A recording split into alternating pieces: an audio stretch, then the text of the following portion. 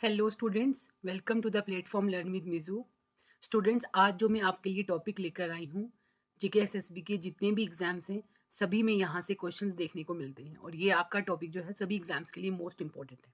Topic है आज का आपका transportation and communication of India. ठीक है, इसमें हम जम्मू एंड कश्मीर भी है। ठीक है, इसको हम आज कवर करेंगे। इससे पहले दो लेक्चर मैंने लाए थे, आपके मैराथन लेक्चर थे। जो आपका फर्स्ट वाला था वो आपका था climate of Jammu and Kashmir और आपका लद्दाख और इंडिया पे था। दूसरा जो आपका था वो आपका क्रॉप्स पे था। ठीक है, तो आज थर्ड जो हमारे पास है वो है ट्रांसपोर्टेशन एंड कम्युनिकेशन का। सबसे पहले हम ट्रांसपोर्टेशन को देखेंगे और नेक्स्ट में हम कम्युनिकेशन को देखेंगे। ठीक है, तो चलिए हम पहले देख लेते हैं ट्रांसपोर्टेशन क्या होता है। देखो, ट्रांसपोर्टेशन का मतलब होता है कि किसी चीज़ को ट्रांसपोर्ट करना, एक जगह से उठाकर दूसरी जगह लेकर के जाना, या किसी सर्विस को यहाँ से फॉर एग्जाम्पल सर्विसेज की एक्सचेंज करना, या आप क्या बोल रहे हो कि गुड्स का एक्सचेंज करना, या लोगों को यहाँ से एक जगह से दूसरी जगह लेकर के जाना, या किसी इंफॉर्मेशन का एक जगह से दूसरी जगह पर मतलब उसको लेकर के जाना, इसको हम बोलेंगे ट्रांसपोर्टेशन। तो वही यहाँ लिखा है, movement of people, goods, services and information एक जगह से दूसरी जगह पे using different modes and infrastructure. हम क्या करेंगे, ट्रांसपोर्टेशन का मतलब क्या हो गया, हम गुड्स का, हम पीपल का, हम सर्विसेज का और इन्फॉर्मेशन का जो हम एक्सचेंज करते हैं एक जगह से दूसरी जगह के पर लेकर जाते हैं बाय यूजिंग, किसका इस्तेमाल करके, डिफरेंट मोड्स ऑफ ट्रांसपोर्टेशन का और इंफ्रास्ट्रक्चर जो हमने मॉडल्स बनाए हुए हैं, इंफ्रास्ट्रक्चर जो हमने डेवलप किया है उसका इस्तेमाल करके जो हम क्या करते हैं, चीज़ों को, गुड्स को, सर्विसेज को, इन्फॉर्मेशन को एक जगह से दूसरी जगह लेकर के जाते हैं। इसी को हम बोलेंगे ट्रांसपोर्टेशन। ट्रांसपोर्टेशन को पढ़ने की जरूरत क्यों पड़ी, आपको पता है ट्रांसपोर्टेशन जो है लाइफ लाइन ऑफ इकोनॉमी माना जाता है। ठीक है, फॉर एग्जांपल कि यहाँ पे फॉर एग्जांपल कि छोटा नागपुर का एरिया था। ठीक है, छोटा नागपुर एरिया जो है वहाँ पे आपके आयरन, अच्छा खासा आयरन मिल रहा है, या यूपी में आपको अच्छा खासा क्या है, शुगर केन की प्रोडक्शन हो रही है। अब इस शुगर केन को मुझे फॉर एग्जाम्पल नॉर्थ ईस्ट में लेकर के जाना है। इस शुगर केन को मुझे इस शुगर केन से बने हुए प्रोडक्ट को या इसके बाई प्रोडक्ट्स को मुझे लेकर जाना है आपके सदर्न स्टेट्स में। तो वो मैं कैसे लेकर के जाऊंगी, जब बल्क में चीज़ें होंगी, बहुत ज़्यादा होंगी, तो हमें ट्रांसपोर्टेशन की ज़रूरत पड़ेगी, हमें मीन्स ऑफ ट्रांसपोर्टेशन की ज़रूरत पड़ेगी, हमें उस तरीके का इंफ्रास्ट्रक्चर चाहिए होगा जो क्या करेगा, हमें हेल्प करेगा इन चीज़ों को एक जगह से दूसरी जगह लेकर के जाने में। तो ये हमारे पास लाइफ लाइन ऑफ इकॉनमी हुई कि नहीं हुई, obviously life line of economy हुई। क्यों, क्योंकि एरिया ऑफ प्रोडक्शन को विद एरिया ऑफ कंजप्शन के साथ जोड़ता है। उसके बाद प्रमोट करता है ट्रेड को, नेशनल इंटीग्रेशन को एंड रीजनल डेवलपमेंट को। ये सब चीज़ें हमारे पास क्या होती हैं, ट्रांसपोर्टेशन से देखने को मिलती हैं। जब हम डिफरेंट तरह के इंफ्रास्ट्रक्चर को डेवलप करते हैं, डिफरेंट तरह की हमारे पास जो मोड्स होते हैं, हम उनके थ्रू जब ट्रैवल करेंगे या जो हम चीज़ों को आदान प्रदान करेंगे चीज़ों का, तो उससे नेशनल इंटीग्रेशन भी बढ़ती है। फॉर एग्जांपल कश्मीर के आलमंड्स जो है वो सदर्न स्टेट में कोई यूज़ कर रहा है। ठीक है, सदर्न स्टेट में कोई उसको क्या कर रहा है, यूज़ कर रहा है। तो देखो कि इसको ये यहाँ पे इसके बीच में ना एक वो नेशनल इंटीग्रेशन की या एक कनेक्शन की या प्रोडक्शन कंजप्शन का एक लिंक डेवलप हो रहा है ना, ऑब्वियसली डेवलप हो रहा है। सदर्न स्टेट्स में कोकोनट प्रोड्यूस हो रहे हैं, सदर्न स्टेट्स से कोकोनट जो है नॉर्दर्न स्टेट्स में के पास आ रहे हैं। तो देखो एक कनेक्टिविटी डेवलप हो रही है, गुड्स भी ट्रांसफ़र हो रही हैं, सर्विसेज भी लोगों को मिल रही हैं, और जो एरिया ऑफ प्रोडक्शन से एरिया ऑफ कंजप्शन के पास चीज़ें पहुंच रही हैं। ये सब चीज़ें किसी की मदद से होती हैं, आपकी बेटा ट्रांसपोर्टेशन की मदद से। प्लस हमारे पास support industrialisation, urbanisation and defence. देखो, जब आपकी कहीं पे भी फॉर एग्जाम्पल जैसे मैंने बोला कि सपोर्ट इंडस्ट्रियलाइजेशन, जैसे अब यहाँ पे कॉटन यहाँ पे प्रोड्यूस हो रहा था, लेकिन कॉटन की फॉर एग्जांपल मिल्स यहाँ थी, या राइस यहाँ पे ग्रो हो रहा है, लेकिन इसको हम एक्सपोर्ट कर रहे हैं। तो इंडस्ट्रियलाइजेशन हो रही है। अर्बनाइजेशन, जब जहाँ जहाँ पे आप इंफ्रास्ट्रक्चर को डेवलप करोगे, जहाँ जैसे फॉर एग्जांपल नेशनल हाईवे कहीं बनती है, या कहीं पे कोई आपके फ्लाईओवर्स बनते हैं, या यहाँ कहीं पे कोई आपकी मतलब इस तरह की रोड की कनेक्टिविटी बनती है, तो वहाँ पे अर्बनाइजेशन भी देखने को मिलती है। और प्लस आपके डिफेंस पर्पजेज़ के लिए भी आपकी मीन्स ऑफ जो ट्रांसपोर्टेशन होती हैं वो ज़रूरी होती है। अब हम बात कर लेते हैं मीन्स ऑफ ट्रांसपोर्टेशन की। अगर मैं मीन्स ऑफ ट्रांसपोर्टेशन को देखूँ, तो अगर मैं ब्रॉडली क्लासीफाई करूँ मीन्स ऑफ ट्रांसपोर्टेशन को, तो अगर मैं देखूं कि ये ट्रांसपोर्टेशन हो गया, और ट्रांसपोर्टेशन के कितने मीन्स हो सकते हैं।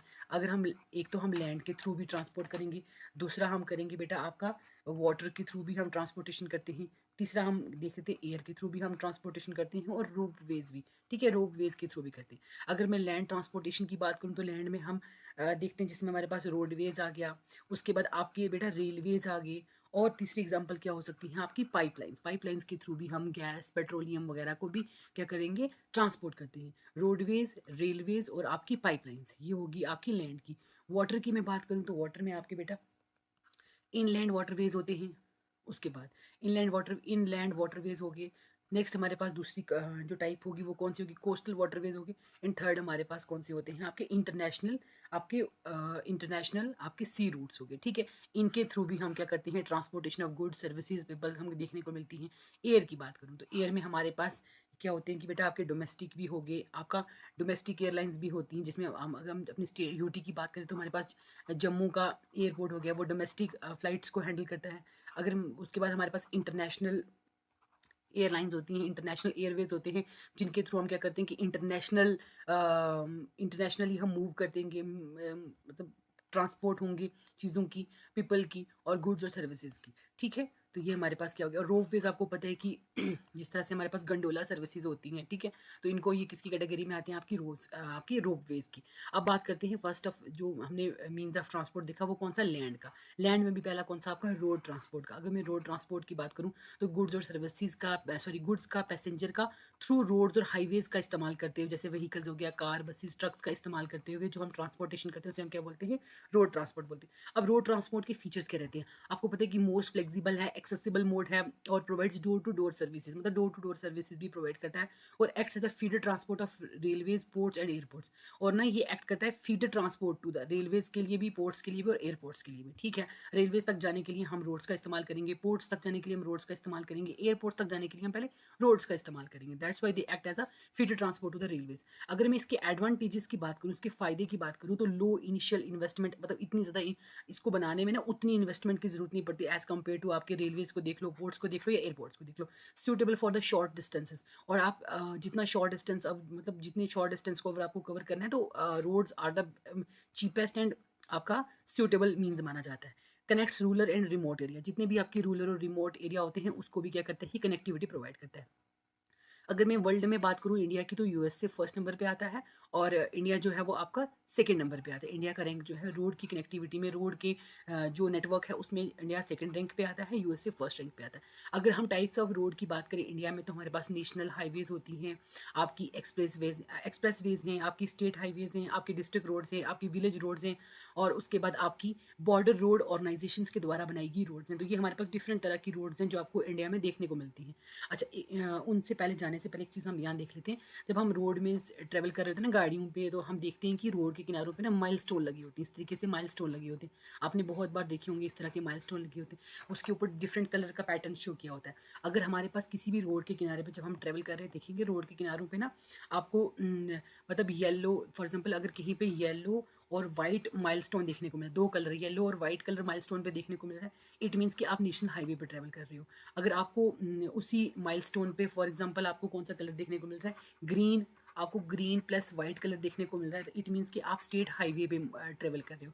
अगर उसी रोड के किनारे पे आपको जो माइलस्टोन देखने को मिल रहा है या वो ब्लू है या ब्लैक एंड वाइट है, ब्लू वाइट है या ब्लैक एंड वाइट है, तो वो आप इसका मतलब कौन सी रोड पे ट्रेवल कर रहे हो, आपकी डिस्ट्रिक्ट रोड पे ट्रेवल कर रहे हो। उसी के बरक्स अगर आपको किसी रोड के किनारे पे ना ऑरेंज और वाइट, ऑरेंज ऑरेंज और प्लस वाइट कलर का माइलस्टोन देखने को मिल रहा है, it means you are travelling on the village road. आप कौन सी रोड पे ट्रेवल कर रहे हो, विलेज रोड पे। आपको पता चल गया नेशनल हाईवे के लिए कौन सा था, नेशनल हाईवे के लिए बेटा आपका कौन सा था, येलो था और वाइट था। स्टेट हाईवे के लिए आपका ग्रीन था और वाइट था।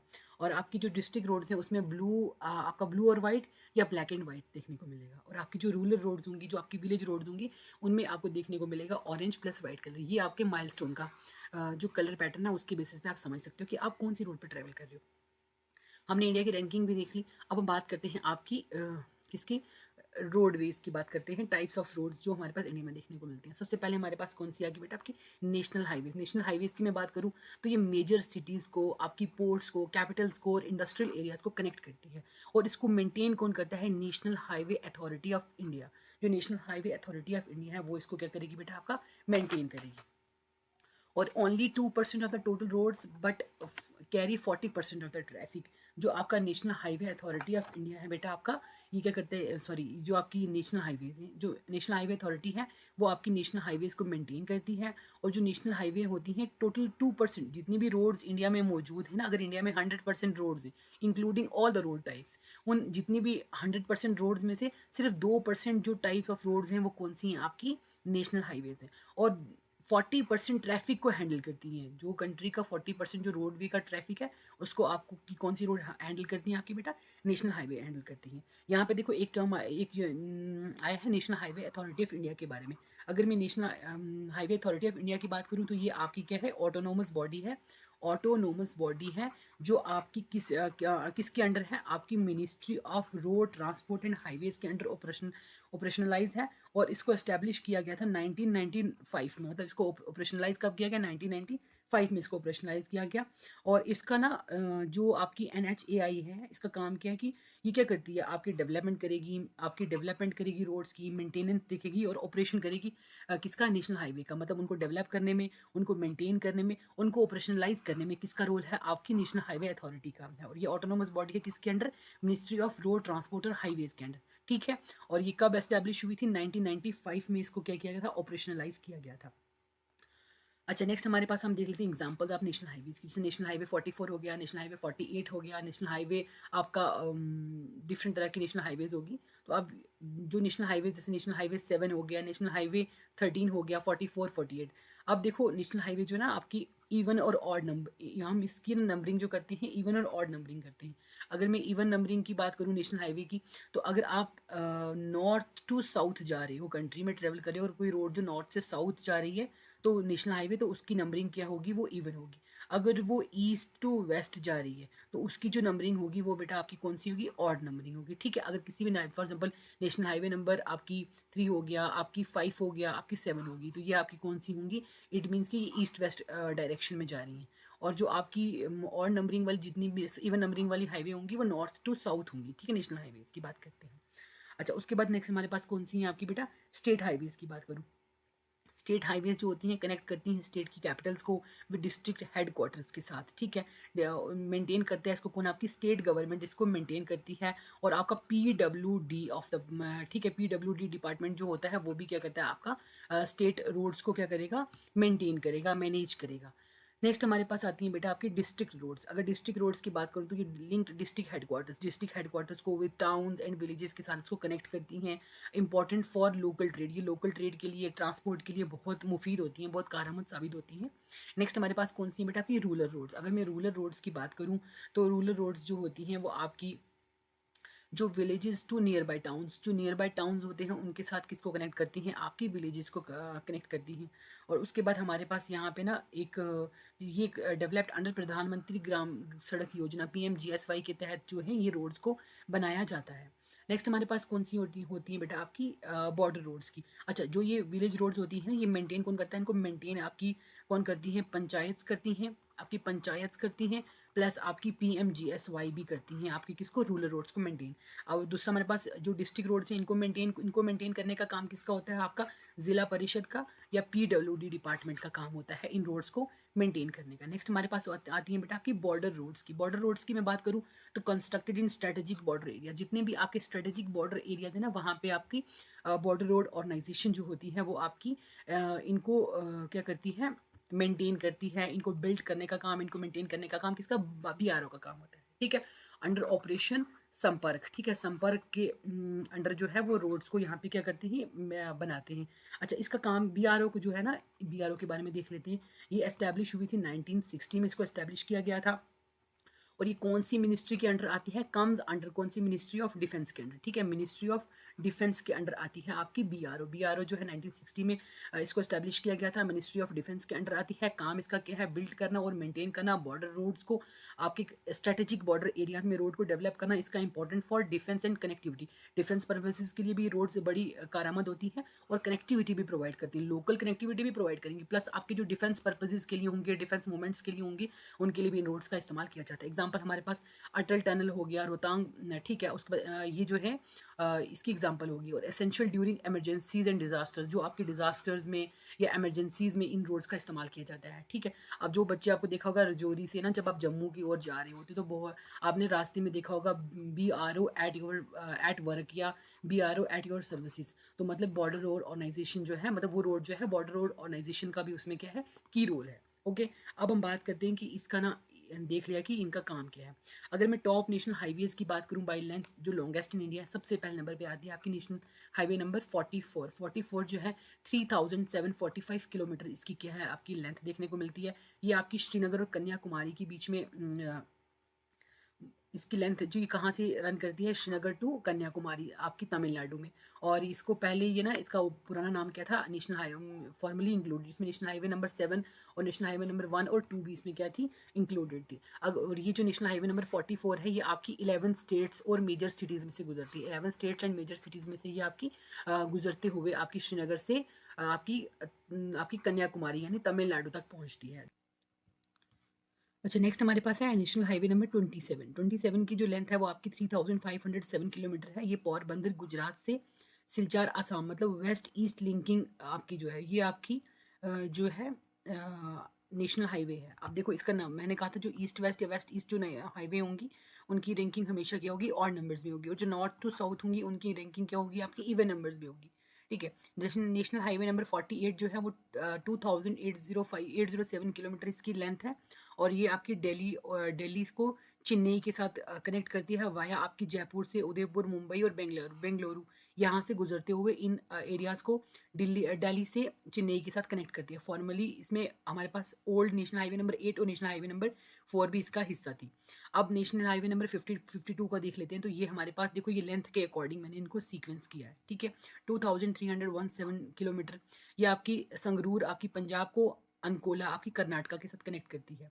अब देखो ये नॉर्थ टू साउथ है, दैट्स वाई इसका रैंकिंग क्या है आपकी इवन है।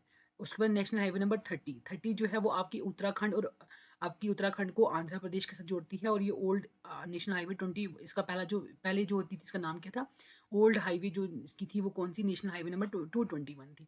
अगर नेशनल हाईवे नंबर 6 की बात करूँ तो इसकी जो लेंथ है वो 1873 किलोमीटर इसकी लेंथ है।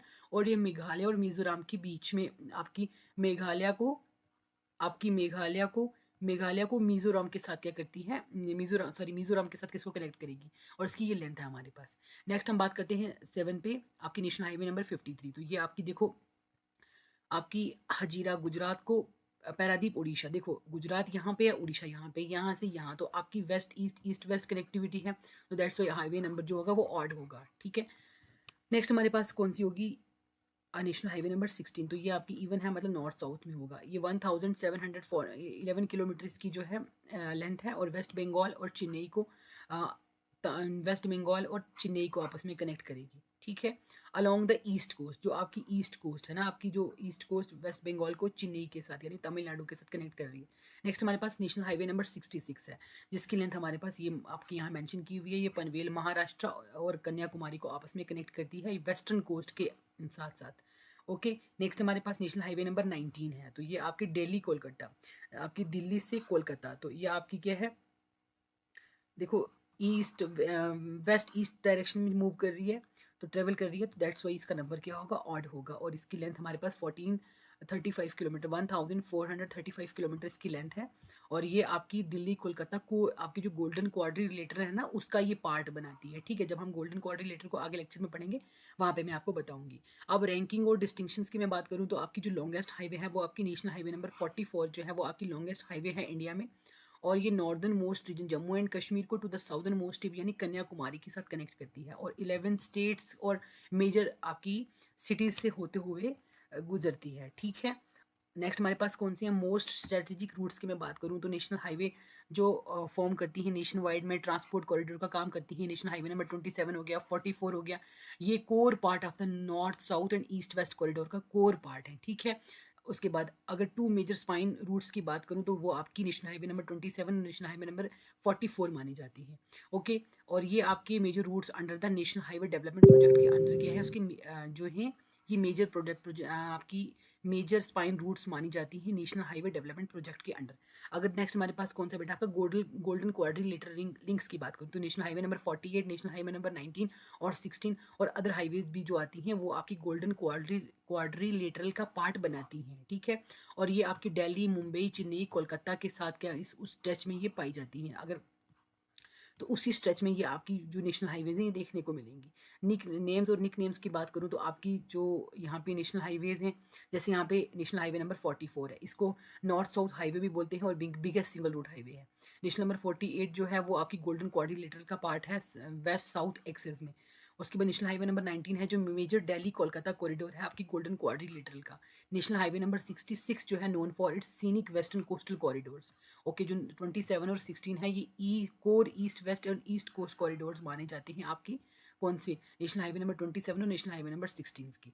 ठीक है, तो अगर हम बात करते हैं नेक्स्ट हमारे पास किसके बाद, इंडिया की। India has the second largest road network in the world. हमने अभी ऊपर देखा था कि इंडिया सेकंड पे, रोड नेटवर्क में इंडिया सेकंड नंबर पे है और फर्स्ट पे कौन सा आता है आपका, यूएसए आता है। गोल्डन क्वाड्रिलेटरल और भारतमाला जो प्रोजेक्ट हैं वो उसके की इनिशिएटिव्स गवर्नमेंट ने लिए हैं जिनके थ्रू हम रोड्स की कनेक्टिविटी को इम्प्रूव कर सकते हैं। उसके बाद हाईटेक रोड्स को डेवलप करेंगे, एक्सप्रेसवेज को, नेशनल हाईवेज को और बेहतर बनाया जाएगा ताकि कनेक्टिविटी स्मूथ हो सके, ईजिली एक्सेसिबल हो सके और चीप भी हो सके। ठीक है, ताकि लोगों को ना थ्रू आउट द कंट्री को हम कनेक्ट करने में, थ्रू आउट द कंट्री को इंटीग्रेट करने में ईजी हो सके। ओके, अब हम बात करते हैं भारतमाला प्रोजेक्ट की। तो भारतमाला जो परियोजना है वो इंडिया की one of the India's largest road infrastructure programme है, जिसका मकसद क्या है कि आपकी कनेक्टिविटी और लॉजिस्टिक एफिशिएंसी को क्या करना, बरकरार करना। ठीक है, अगर मैं भारतमाला परियोजना की बात करूं तो ये आपका जो है गवर्नमेंट ऑफ इंडिया का डेवलपमेंट रोड डेवलपमेंट प्रोजेक्ट है। गवर्नमेंट ऑफ इंडिया का रोड डेवलपमेंट प्रोजेक्ट है आपका कौन सा, भारतमाला परियोजना। ठीक है, भारतमाला प्रोजेक्ट की अब इसका प्लान क्या है, मतलब गवर्नमेंट ने ये भारतमाला प्रोजेक्ट क्यों स्टार्ट किया। गवर्नमेंट का प्लान है कि हम क्या कर सकें, बिल्ड कर सकें आपकी बेटर रोड को, मतलब अच्छी रोड्स को डेवलप कर सकें, बना सकें, faster highways across the India हम डेवलप करें, सो दैट ताकि जो लोग हैं ना वो क्या कर सकें, लोगों को मतलब पीपल को और गुड्स को ईजिली हो क्या कर सकें, वो ट्रैवल कर सकें, उनको हम ट्रांसपोर्ट कर सकें सेफली और चीपली, ईजिली सेफली चीपली, ताकि हम चीज़ों को, गुड्स को, सर्विसेज को और पीपल को एक जगह से दूसरी जगह पे ट्रांसपोर्ट किया जा सके। इस प्रोजेक्ट के अंडर गवर्नमेंट ने जो इनिशिएटिव लिया था उसमें गवर्नमेंट का जो इनिशिएटिव था कि न्यू हाईवेज़ को बिल्ड करना, मतलब बिल्ड करना न्यू हाईवेज़ को, उसके बाद इम्प्रूव करना जो एग्जिस्टिंग रोड्स हैं, जो आपकी एग्जिस्टिंग रोड्स हैं उनको इम्प्रूव करना, और आपकी क्या करना कि जो कनेक्टिंग विलेजेस एंड सिटीज़, मतलब विलेजेस को, आपकी सिटीज़ को, आपके टाउन्स को, आपके बॉर्डर एरियाज़ को, आपके पोर्ट्स को और आपके क्या है इंडस्ट्रियल एरियाज़ को क्या करना, कनेक्ट करना भारतमाला परियोजना के अंडर, ताकि ओवरऑल कनेक्टिविटी आपको देखने को मिले, ग्रास रूट लेवल पे कनेक्टिविटी देखने को मिले। अब इस जो परियोजना थी यहाँ पे इसके बारे में दिया गया हुआ है कि ये centrally sponsored road highway infrastructure initiative है जो गवर्नमेंट ऑफ इंडिया ने लिया था। इसका मकसद क्या था कि holistic high quality national road network को डेवलप करना, इंप्रूव कनेक्टिविटी को करना, रिड्यूस लॉजिस्टिक कॉस्ट, जो लॉजिस्टिक कॉस्ट होती है उसको रिड्यूस करना। ठीक है, मतलब चीप कर देना और support economic growth across the country, और कंट्री के अंदर इकोनॉमिक ग्रोथ को सपोर्ट करना। उसके बाद अगर मैं इसके की फीचर्स की बात करूं तो इसके की फीचर्स कौन कौन से, इकोनॉमिक कॉरिडोर्स को डेवलप करना। देखो, जब इकोनॉमिक कॉरिडोर्स डेवलप होंगे तो आपकी जो ट्रेड रूट की कनेक्टिविटी है वो भी बढ़ जाती है। ठीक है, आप इजिली चीज़ों को ट्रेड कर सकते हो। नेक्स्ट हमारे पास क्या है, बॉर्डर रोड्स को क्या करना, डेवलप करना, वो आपकी सेफ्टी, सिक्योरिटी और डेवलपमेंट में रोल प्ले करती हैं। उसके बाद कोस्टल रोड्स को भी क्या करना कि डेवलप करना, ताकि for port and fishing areas के लिए। उसके बाद ग्रीन फील्ड हाईवेज़ को बनाना, उसके बाद रिंग रोड्स को और रिंग रोड्स को डेवलप करना और बाईपास बनाना। क्यों, अब देखो ये रिंग रोड्स और बाईपास क्यों बनाए जाते हैं, ताकि ट्रैफिक को मिनिमाइज़ किया जा सके, ट्रैफिक को रिड्यूस किया जा सके। तो ये हमारे पास क्या थे, की फीचर्स थे आपके भारतमाला परियोजना के। क्योंकि यहाँ पे कुछ दिया गया हुआ है, तो आपको जब ये PDF का एक्सेस मिलेगा तो आराम से आप इसको क्या कर सकते हो, पढ़ सकते हो। बाकी मैंने आपको जो मेन पॉइंट्स थे वो मैंने आपको, जो एग्जाम के लिए ज़रूरी हो सकते हैं वो मैंने आपको बता दिए। नेक्स्ट हमारे पास हम देखते हैं तो गोल्डन क्वाड्रिलेटर यहाँ पे मेंशन किया हुआ है। देखो गोल्डन क्वाड्रिलेटर, देखो अब यहाँ पे वर्ड गोल्डन, इसको क्वाड्रिलेटर क्यों बोला गया कि जब हम इसको मैप पे देखते हैं तो हमें कुछ क्वाड्रिलेटर सी शेप दिखती है, दैट्स इसको क्वाड्रिलेटर बोला। गोल्डन इसलिए बोला क्योंकि जो आपकी की सिटीज़ हैं ना, की सिटीज़ हैं या जो मेजर सिटीज़ हैं आपकी metropolitan city, major metropolitan cities हैं, ये इकनॉमी का हब है। क्या है, इकनॉमी का हब है और कंट्री की इकनॉमी में इनका अच्छा खासा रोल है। दैट्स वाई इनको क्या बोला, आपका गोल्डन वर्ड दिया गया। तो दैट्स इसका नाम क्या बोलते हैं, गोल्डन क्वाड्रिलेटर बोलते हैं। अगर गोल्डन क्वाड्रिलेटर की मैं बात करूं तो इसमें इसको हम अगर देखें तो ये जो आपका इनिशिएटिव था या जो ये आपका प्रोजेक्ट था, ये आपका 2001 में स्टार्ट हुआ था। कब स्टार्ट हुआ था? 2001 में इसको स्टार्ट किया गया था। और इसको गोल्डन कोऑर्डिनेटर को मैनेज कौन करता है? National highway authority of India, NHAI इसको क्या करती है? मैनेज करती है। और इसमें क्या था कि आपकी 4 मेजर मेट्रोपॉलिटन सिटीज़ को कनेक्ट करना था, जिसमें हमारे पास यहाँ पे आ गई दिल्ली, यहाँ पे आ गई आपकी कोलकाता, यहाँ पे आ गई चेन्नई एंड यहाँ पे आ गई मुंबई। इन 4 मेजर जो इकोनॉमिक सिटीज़ हैं, जो इकोनॉमी में बहुत अच्छा खासा रोल प्ले करती हैं, इन 4 मेट्रोपॉलिटन सिटीज़ को कनेक्ट करना था।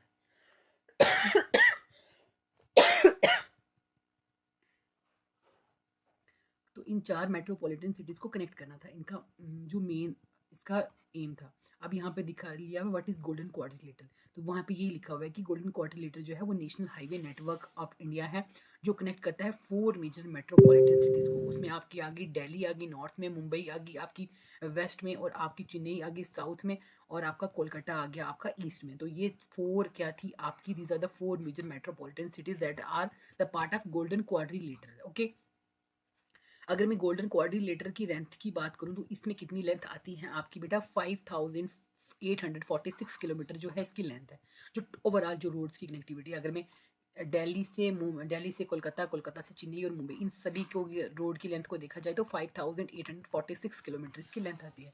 और ये कवर पार्ट कौन कौन सी? National highway number 16, 19, 48 and other highway जो है वो गोल्डन क्वाड्रिलेटर का पार्ट बनाती है। और जो ये golden the project was launched in 2001, और ये जो गोल्डन कोऑर्डिनेटर का प्रोजेक्ट था, अभी मैंने आपको बताया कि 2001 में इसको लॉन्च किया गया था। ओके, नेक्स्ट बात करते हैं कि आपकी जैसे इसमें कौन कौन सी जो हाईवेज हैं उनका पार्ट इसके साथ क्या है, इस गोल्डन कोऑर्डिनेटर का पार्ट बनाता है। नेशनल हाईवे नंबर 16 चेन्नई से कोलकाता का जो रूट है ना आपका, नेशनल हाईवे नंबर 16 का, ये आपका गोल्डन कोऑर्डिनेटर का पार्ट होता है। 1684 किलोमीटर का जो इसका है लेंथ है। नेशनल हाईवे नंबर 19 और 44 कोलकाता एंड दिल्ली, तो इसका कितना लेंथ बन गया? 1453 किलोमीटर का जो एरिया है, सॉरी लेंथ है, जो ये आपकी नेशनल हाईवे नंबर 44 एंड 19 जो है वो कंट्रीब्यूट करती हैं टू इन द आपकी गोल्डन कोऑर्डिनेटर में। नेक्स्ट हमारे पास नेशनल हाईवे नंबर 48 जो आपकी वेस्ट में है, नेशनल हाईवे नंबर 48 जो आपकी साउथ में है, ये मुंबई चेन्नई और दिल्ली मुंबई। तो इनकी लेंथ यहाँ पे आप देख सकते हैं, टोटल बन गया हमारे पास 5846 किलोमीटर का। गोल्डन कोऑर्डिनेटर 2.0 का जो इसके इसके की फीचर्स क्या हैं, इसका की ऑब्जेक्टिव्स क्या हैं कि मॉडर्न एक्सप्रेस वेज विजन लेकर के चलना, एक्सप्रेस वेज को डेवलप करना, उसके बाद फर्दर कनेक्टिविटी को एनहेंस करना, इंप्रूव करना, इंटीग्रेट करना लॉजिस्टिक हब्स के साथ फॉर फ्राइट एफिशिएंसी। जो आपकी ट्रेन वगैरह जो क्या करती हैं, मालगाड़ियाँ होती हैं, या जो इंडस्ट्रियल एरियाज़ को पोर्ट के साथ कनेक्ट करना। उसके बाद नेक्स्ट हमारे पास जो होती है ना फंडिंग में हमारे पास PPP मॉडल के तहत ग्लोबल फाइनेंशियल पार्टनर्स, जो आपकी जैसे एशियन डेवलपमेंट बैंक हो गया, आपका वर्ल्ड बैंक हो गया, तो इनके साथ फंडिंग इन्वेस्टमेंट्स इनसे एक्वायर करना। दिस गोल्डन कोऑर्डिनेटर जो एक्सप्रेस वेज है, इसका कंसेप्चुलाइज क्या करता है कि फर्दर मॉडर्नाइज करना ट्रांसपोर्ट सिस्टम को, मतलब जितना बेहतर हम बना सकते हैं उतना बेहतर हम अपने ट्रांसपोर्ट सिस्टम को मॉडर्नाइज करें, एक्सेलरेट करें, ताकि इकोनॉमिक ग्रोथ हमें देखने को मिले। ओके, तो ये हमारे पास किसके बारे में था? आपकी गोल्डन कोऑर्डिनेटर के बारे में था। अगर मैं जम्मू कश्मीर की बात करूँ रोड कनेक्टिविटी की अपडेट के अकॉर्डिंग, तो जो 2025 की जो अपडेट है उसमें, अगर जम्मू कश्मीर में 2025 में 42,335 किलोमीटर रोड की लेंथ देखने को मिली। यहाँ से क्वेश्चन आपका आ सकता है। रोड डेंसिटी की बात करूँ तो 99.77 किलोमीटर जो है वो आपकी पर स्क्वायर किलोमीटर आपकी रोड डेंसिटी देखने को मिलती है जम्मू कश्मीर में। नेशनल हाईवेज़ हमारे पास कौन सी हैं, कितनी है? 11 नेशनल हाईवेज़, जिसमें हमारे पास 10 जो हैं वो आपकी नेशनल हाईवेज़ हैं, और आपकी एक जो है एक्सप्रेस वे है। वो एक्सप्रेस वे कौन सी? आपकी दिल्ली अमृतसर जो है एक्सप्रेस वे एक आती है, कौन सी? Delhi Amritsar expressway. और 10 हमारे पास कौन सी है? National highways. लेंथ इसकी कितनी है? 1935 किलोमीटर, 1935 किलोमीटर। बेटा नेक्स्ट हमारे पास है स्टेट और डिस्ट्रिक्ट रोड्स की। स्टेट और डिस्ट्रिक्ट रोड्स की मैं बात करूँ तो इसमें हमारे पास 3,75,096 किलोमीटर जो है आपकी रोड की स्टेट और डिस्ट्रिक्ट रोड्स का ओवरऑल जो हमारे पास लेंथ है वो इतनी देखने को मिलेगी। और जिसमें आपकी जो PMGSY 10,293 किलोमीटर का जो PMGSY की लेंथ है वो भी इसमें इंक्लूडेड है।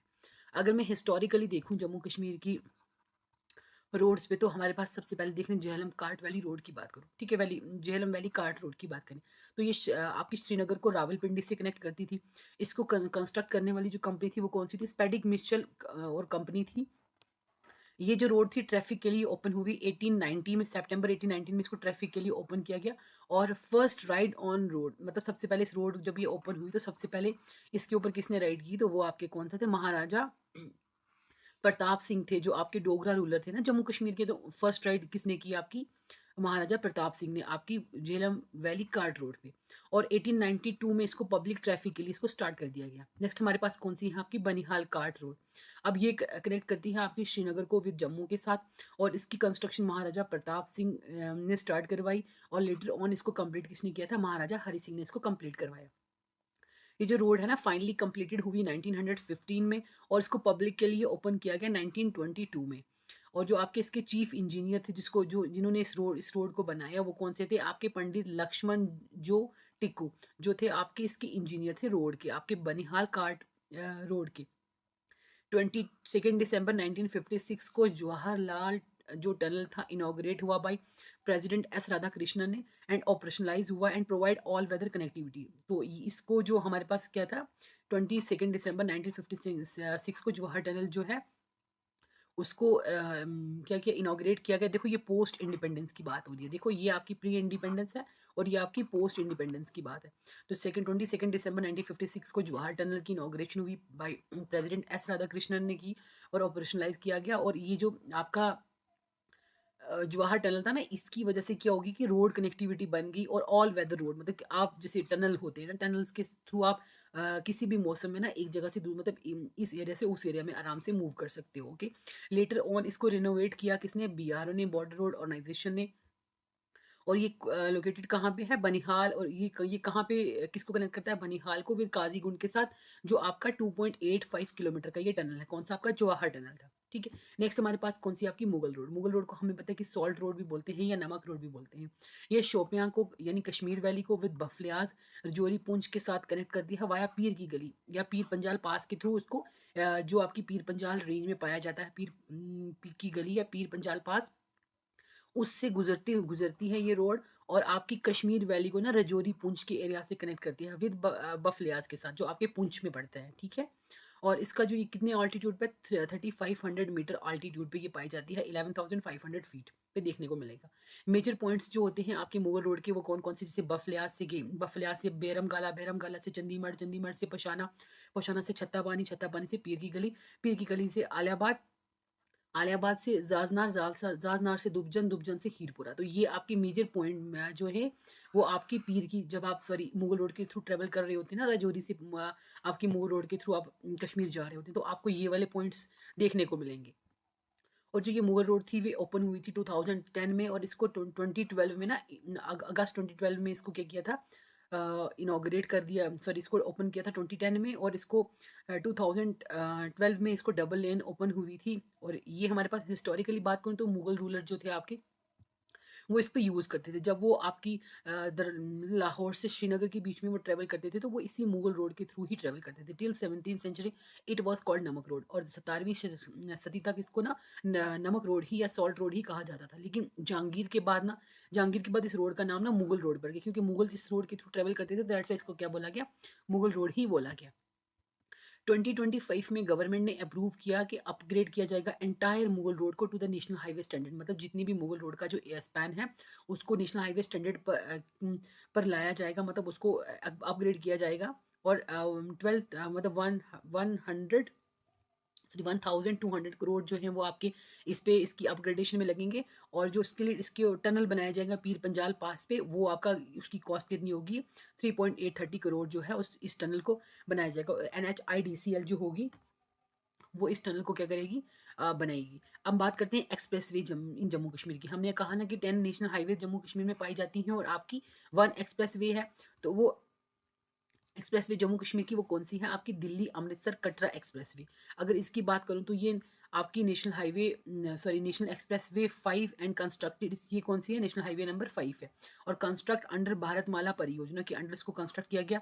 और इसकी जो लेंथ है वो 670 किलोमीटर की टोटल लेंथ है। और ये आपकी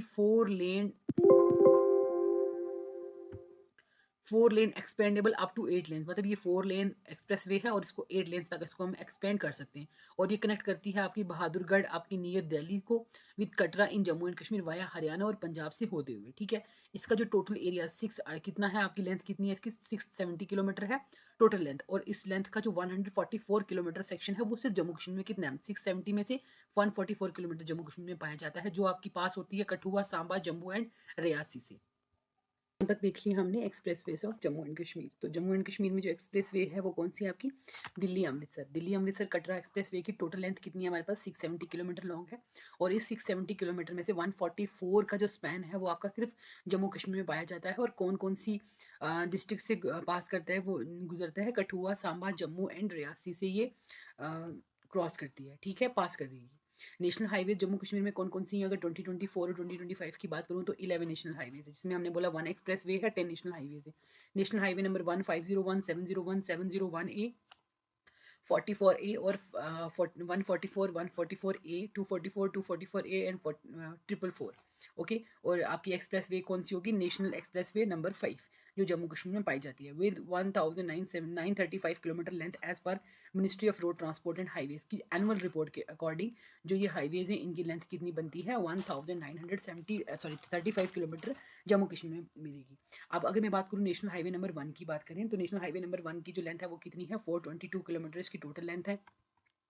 ये आपके जम्मू एंड कश्मीर जो रन, ये किसके बीच में रन करेगी, जम्मू एंड कश्मीर के northern most east west, sorry, जो आपकी नेशनल हाईवे नंबर 1 है ये आपकी 422 किलोमीटर्स की लेंथ है। जम्मू कश्मीर की नॉर्दर्न मोस्ट और east west highway in India है, कनेक्ट करती है जो जम्मू कश्मीर को लद्दाख के साथ वाया, जो वाया किसके, उरी, बारामूला, श्रीनगर, गांदरबल, सोनमर्ग, रुजीला, द्रास, करगिल और टर्मिनेट हो जाती है आपकी लेह में। मतलब क्या हुआ कि ये आपकी उड़ी से स्टार्ट होगी, बारामूला, श्रीनगर, गांदरबल से होते हुए जाके आपकी कहाँ पे पहुंचेगी, आपकी लेह में जाके टर्मिनेट हो जाएगी, नेशनल हाईवे नंबर 1, ठीक है। अगर मैं इंपॉर्टेंट टनल्स बात करूँ जो नेशनल हाईवे 1 पे देखने को मिलेंगे आपके इंपॉर्टेंट टनल्स, वो क्योंकि आप देखो ना ट्रांसपोर्टर कम्युनिकेशन में टनल्स का, आपके ब्रिजेस का और आपके पासेस जो होते हैं इनका ट्रांसपोर्टर कम्युनिकेशन में इंपॉर्टेंट रोल होता है। तो ट्रांसपोर्टेशन में जो नेशनल हाईवे नंबर 1 पे जो टनल्स हैं वो कौन कौन से हैं, आपका जोजिला, पहला नंबर टनल जो है वो आपका जोजिला टनल। जोजिला टनल जो है ये, इसकी शेप कैसी है, तो ये हॉर्स शू शेप, मतलब इस तरीके से जो है इस टनल की शेप क्या है, हॉर्स शू शेप टनल है।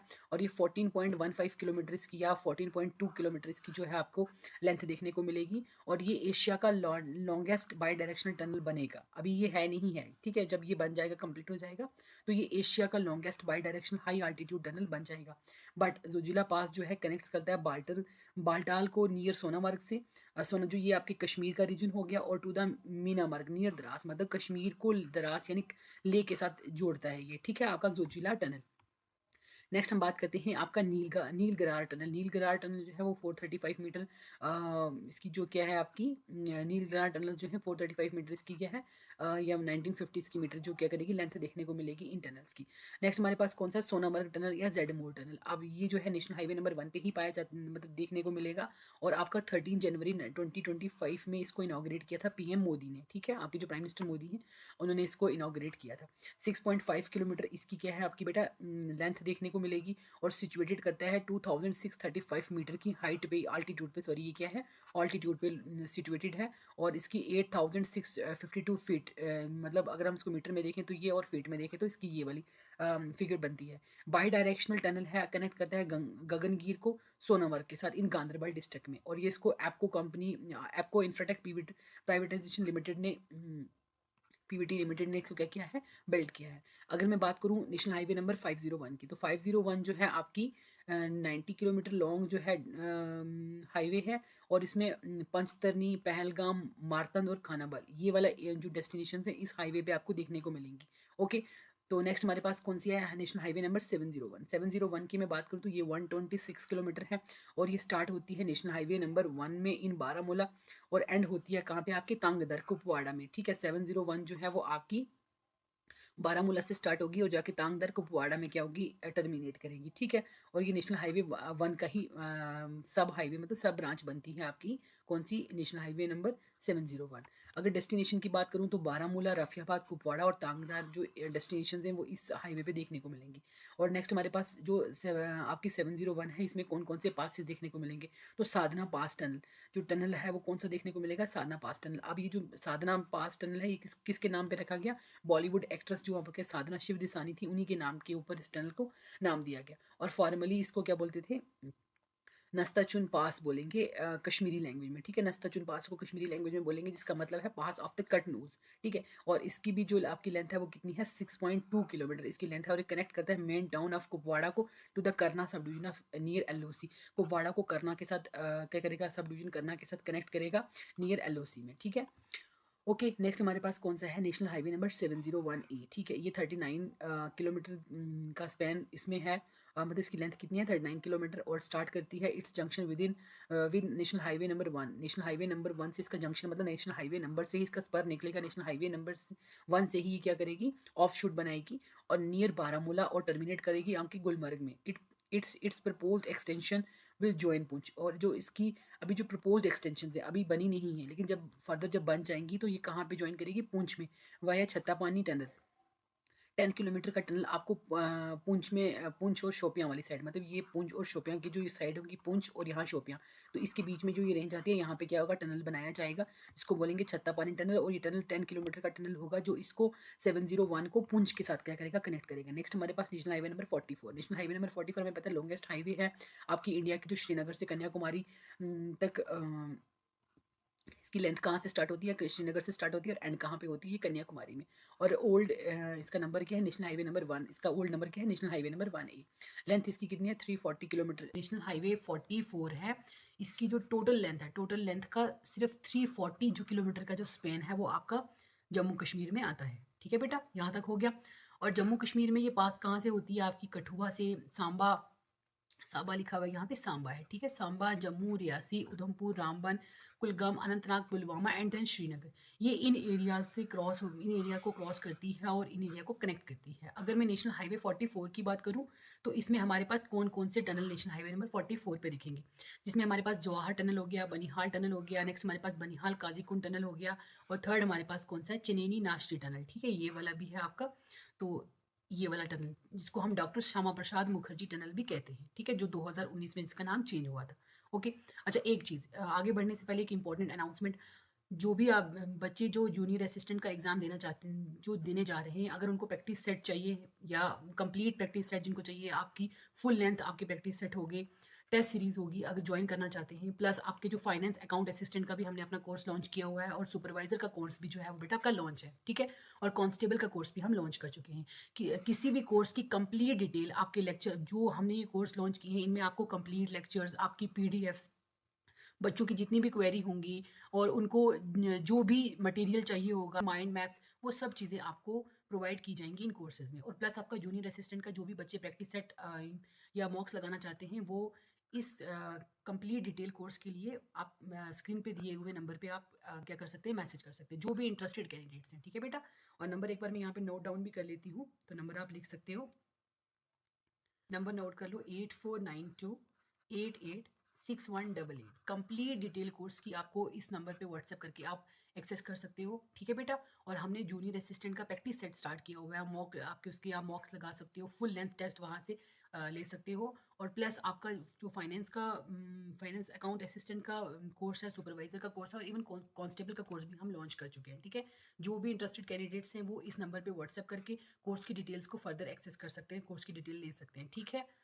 तो चलते हैं, हम देख लेते हैं नेक्स्ट हमारे पास मेजर टनल्स की बात करें तो हमने पहला टनल कौन सा देखा, जवाहर टनल, जिसको हम बनिहाल टनल भी बोलते हैं। ये 1956 में बना था और ये आपका 22 दिसंबर 1956 में, ठीक है ना, 22 दिसंबर 1956 में इसको ऑपरेशनलाइज किया गया था। और इसकी जो लेंथ है टोटल कितनी है, 2.85 किलोमीटर इसकी लेंथ है, ठीक है बेटा।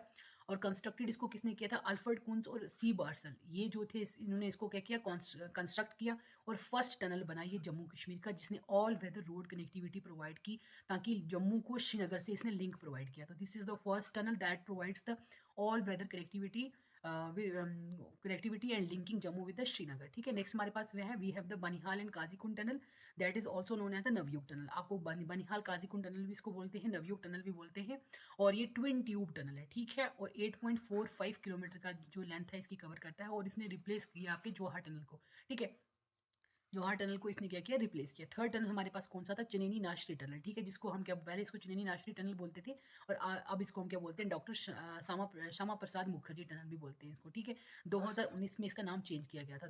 2 अप्रैल 2017 को इसको बनाया गया, और 9.28 किलोमीटर जो है इसकी क्या थी, लेंथ थी। जो ये डेट्स, जो स्पेसिफिक डेट्स होती हैं, लेंथ होती हैं, या किसने बनाया, तो ये आपके एग्जाम्स के लिए क्या होते हैं, इंपॉर्टेंट होते हैं।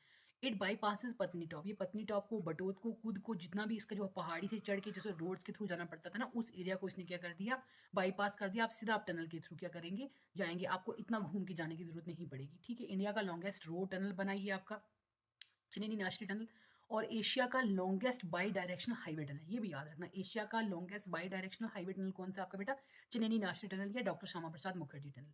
ओके, और इंडिया का लॉन्गेस्ट ऑपरेशनल रोड टनल भी है, और कंट्री का पहला first tunnel with fully integrated tunnel control system. ये भी आपकी जो स्टेटमेंट, इनको भी याद रखना।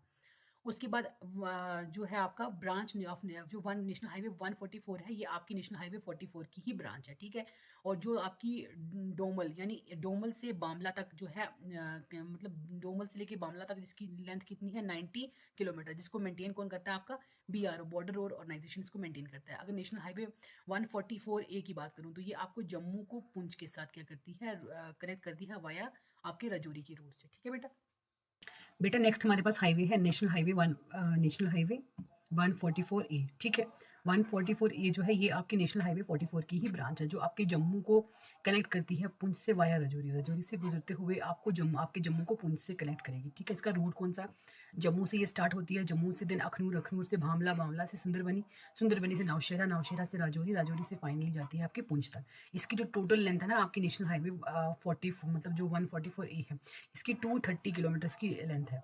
और जो जम्मू से अखनूर तक का जो स्पैन है, उसको बनाने वाला कौन है, NHIDCL। ठीक है, ये इसको बनाने का, इसको मेंटेन करने का, बनाने का काम इसका है। लेकिन उसके बाद जो अखनूर टू पुंछ का एरिया है, जिसको गोल्डन आर्क भी बोलेंगे, ये आपका जो BRO है ना, बॉर्डर रोड ऑर्गेनाइजेशन, उसके प्रोजेक्ट संपर्क के अंडर जो है वो बनाई जा रही है। ठीक, मतलब उसको, इसका जो मेंटेनेंस का काम है जो भी है, वो आपका BRO देखेगा। देखो, जब आप जम्मू से राजौरी या राजौरी से जम्मू जब ट्रैवल कर रहे होते तो आपको देखना ब्रिजेस के ऊपर लिखा होगा, देखना कि BRO एट योर सर्विसेज कुछ करके, या BRO एट द वर्क करके लिखा होता है। ठीक है, तो ये ऑपरेशन जो आपका प्रोजेक्ट संपर्क है, उसके अंडर BRO बनाता है। हमें पता है कि BRO जो होता है आपका हिली नॉर्थ ईस्ट का, या जो हिली एरियाज होते हैं वहाँ पे हिली टेरेन में BRO रोड्स को कंस्ट्रक्ट करवाता है। नेक्स्ट हमारे पास अगर मैं बात करूँ नेशनल हाईवे आपका 144A पे जो इंपॉर्टेंट टनल है, जिसमें आपका सुंगल टनल हो गया, नौशेरा टनल, कंडी टनल, और बिम्बर गली का टनल। बिम्बर गली आपको पुंछ में देखने को मिलेगा, कंडी टनल आपका 260 मीटर का है, नौशेरा टनल 700 मीटर का राजौरी में, और सुंगल टनल जो है 2.79 किलोमीटर का। ये जो आपका टनल है, ये सारे के सारे टनल आपको नेशनल हाईवे 144A पे देखने को मिलेंगे। नेक्स्ट हमारे पास है नेशनल हाईवे नंबर 244, जिसका ओल्ड नेम है नेशनल हाईवे 1B। बेटा, नेक्स्ट हमारे पास हाईवे है, वो है आपकी नेशनल हाईवे नंबर 244। ठीक है, इसका ओल्ड नेम जो था वो नेशनल हाईवे 1B।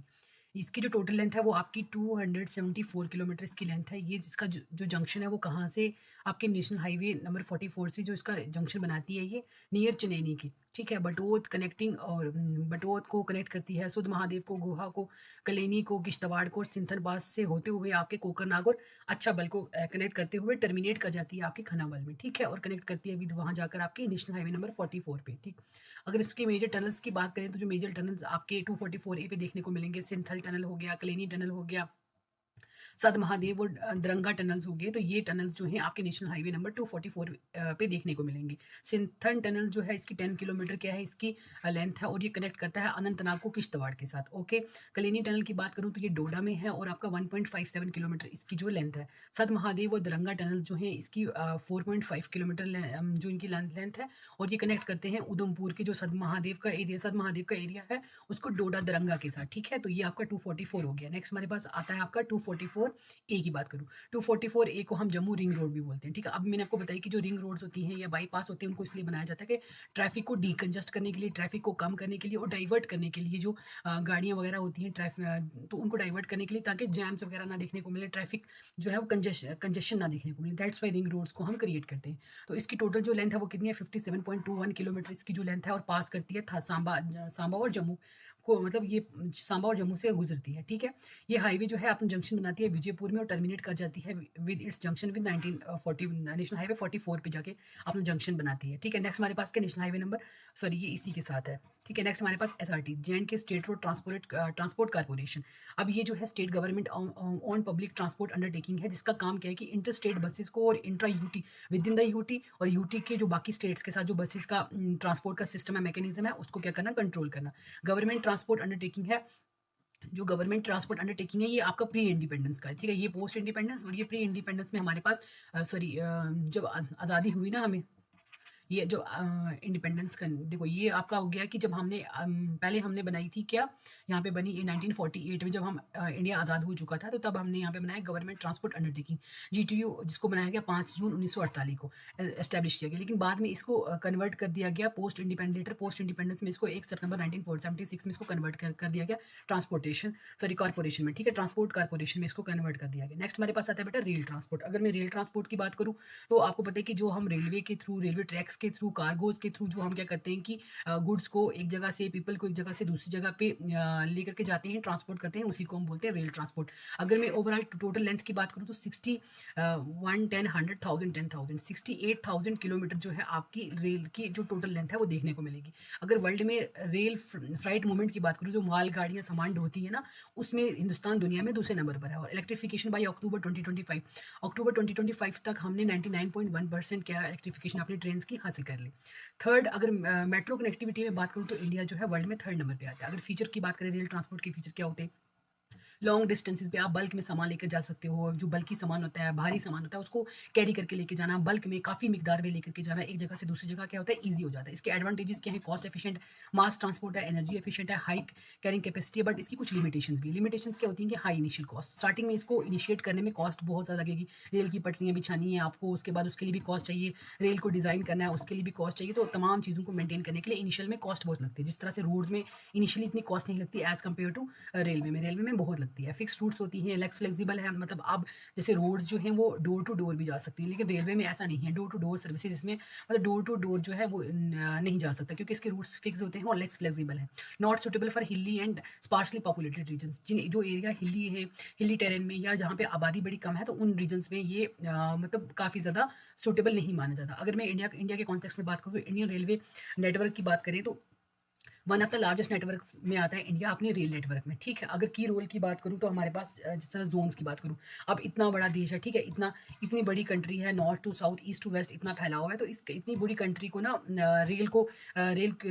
मतलब रेलवे के को डिफरेंट जोन में बांटा हुआ है, ताकि हर एक जोन का एक अपना हेडक्वार्टर होगा, ठीक है, एक अपना रेलवे जोन होगा, जो उसके अंडर आने वाले जितने भी जो एरिया होगा, जितनी भी रेल्स की जो लाइन आएंगी, रेलवे लाइन, तो उन सबको कंट्रोल करने का काम वही करेगा, ठीक है। उसी तरीके से जैसे की मेजर जोन यहाँ पे दिए हुए, जैसे आपका नॉर्दर्न जोन हो गया, सदर्न जोन हो गया, ईस्टर्न, वेस्टर्न, सेंट्रल। तो ये हमारे पास क्या है, आपके जो मेजर रेलवे के क्या है जोन्स हैं। अब अगर मैं बात करूं तो टोटल इंडिया में कितने आपको कन्वेंशनल जोन देखने को मिलेंगे, आपको 18 कन्वेंशनल जोन देखने को मिलेंगे रेलवे के, और 1 देखने को मिलेगा आपको मेट्रो का, ठीक है। मेट्रो रेलवे जोन भी देखने को मिलेगा।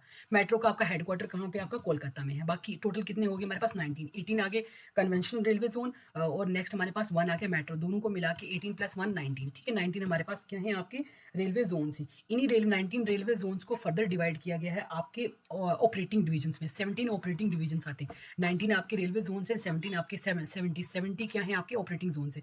जो 70th नंबर का जो बना था, अभी करंट अफेयर का है ये क्वेश्चन, जो 70th नंबर का था, ये आपका इनॉग्रेट हुआ आपका 1 जून 2025 को।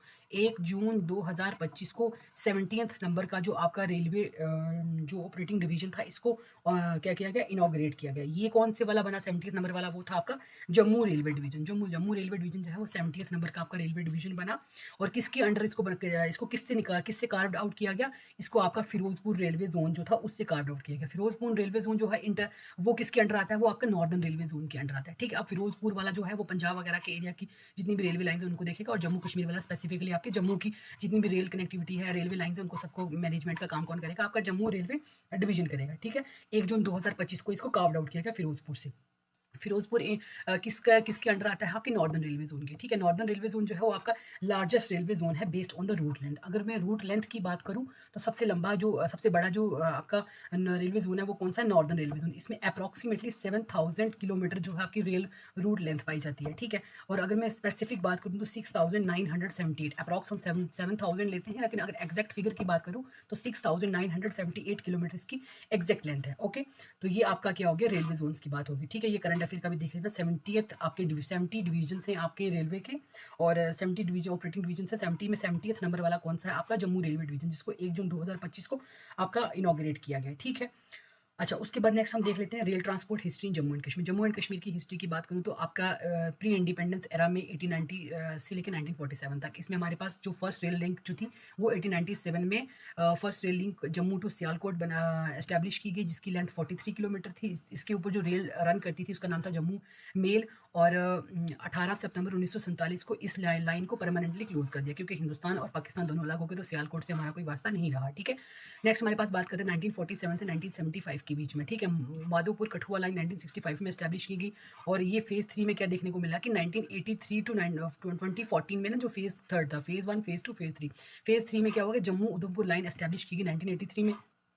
उधमपुर टू कटरा जो है इनॉग्रेट किया बाय पीएम मोदी ने 2014 में। उधमपुर से कटरा की जो रेलवे लाइन थी उसको इनॉग्रेट किया पीएम मोदी ने जुलाई 2014 में। और फेज़ 4 में आपका जो यूएसबीआरएल प्रोजेक्ट था उसके अंडर जो इसको नेशनल प्रोजेक्ट भी डिक्लेयर किया गया 2002 में। यूएसबीआरएल प्रोजेक्ट को आपका क्या किया गया? 2002 में इसको नेशनल प्रोजेक्ट भी डिक्लेयर किया गया और अप्रूव किया गया इसको 1995 में। ठीक है, यूएसबीआरएल को आपका 1995 में इसको मार्च 1995 में इसको अप्रूवल भी मिल गया। नेक्स्ट हम बात करते हैं, अगर इस प्रोजेक्ट को डिवाइड करूँ तो प्रोजेक्ट डिवाइड होता है आपकी 4 लेग्स में। ठीक है, 4 लेग्स में ये प्रोजेक्ट डिवाइड है, जिसमें हमारे पास आपकी आती है leg 1, leg 2, leg 3 and leg 4। Leg 1 में हमारे पास उधमपुर टू कटरा का जो रेलवे लिंक है उसको एस्टैब्लिश किया गया, और वो कंप्लीट हुआ 2014 में। 2014 में उसको क्या किया गया? एस्टैब्लिश कर दिया गया। ठीक है, नेक्स्ट हमारे पास लेग 2 क्या हुआ? काजीकुंड से लेकर के आपके बारामूला के बीच में एस्टैब्लिश किया गया, जिसको हम आइलैंड रेलवे भी बोलते हैं, और 2009 से ये क्या है? ऑपरेशनलाइज है। नेक्स्ट हम बात करते हैं किसकी? आपकी बेटा नेक्स्ट हमारे पास बनिहाल काजीकुंड का जो इसके बीच का जो रेलवे लिंक है उसको एस्टैब्लिश किया गया। अब हमारे पास बनिहाल काजीकुंड का जो रेलवे लिंक है ना, इसके बीच में हमारे पास टनल्स भी, T80 टनल जो है वो, या पीर पंजाल रेलवे टनल भी बनाया गया, जो 2013 में क्या हुआ था? ओपन हुआ था, और यहाँ से ट्रेन जो है बनिहाल से बारामूला की ओर जाती है। नेक्स्ट हमारे पास लेग 4 में कटरा टू बनिहाल, जो 20 फरवरी 2024 को क्या पीएम मोदी ने ना इसको क्या किया गया? इनॉग्रेट किया बनिहाल टू संगलदान। अब कटरा टू बनिहाल जो था लेग 4 के अंडर जो है कंप्लीट करना है इसको, और आपका 20 फरवरी 2024 को पीएम मोदी ने बनिहाल टू संगलदान के बीच का जो सेक्शन था उसको इनॉग्रेट किया। उसके बाद 6 जून 2025 को संगलदान से जो कटरा का लिंक था, पहले जो आपका था 20 फरवरी 2024 को बनिहाल टू संगलदान का लिंक सेक्शन ओपन किया गया, और 6 जून 2025 को संगलदान टू कटरा का लिंक भी क्या हुआ? ओपन हुआ। और इसी तरीके से हमारे पास फर्स्ट इलेक्ट्रिक ट्रेन भी हमारे पास श्रीनगर और बारामूला के बीच में रन हुई। 9 अगस्त 2025 को फर्स्ट फ्राइट ट्रेन जो मालगाड़ियाँ होती हैं ना, पहली मालगाड़ी जो आपकी कश्मीर में पहुंची, और 13 सितंबर 2025 को पार्सल ट्रेन भी जम्मू कश्मीर में रन हुई। ठीक है, देखो यहाँ पे करंट अफेयर दिया हुआ है। जम्मू रेलवे डिवीजन को अभी न्यूली कार्ड डिवीजन है जो आपका 70th नंबर का है, उसको फिरोजपुर डिवीजन से काट करके बनाया गया है, जिसको इनॉग्रेट किया था प्राइम मिनिस्टर मोदी ने इन जनवरी 2025 में।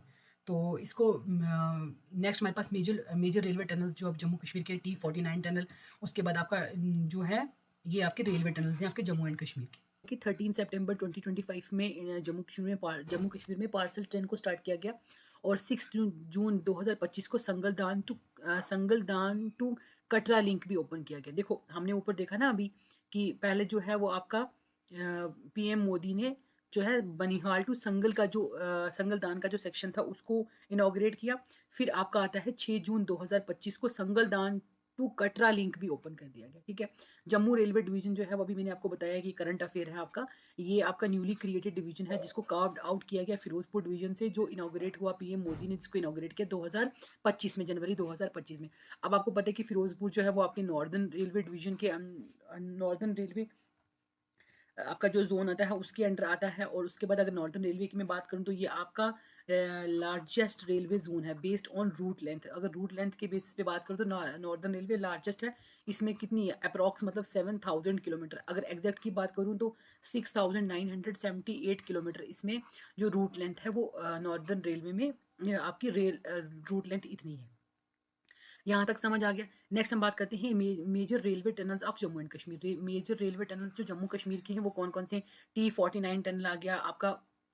जो नेक्स्ट हमारे पास क्या है, T50 टनल आ गया, तो ये हमारे पास क्या आ गया। और पीर पंजाल रेलवे टनल, तो इसको हम एक बार देख लेते हैं D49 टनल को। T49 टनल जो है वो आपकी खारी और बनिहाल स्टेशन के बीच में आपके रामबन में देखने को मिलेगा।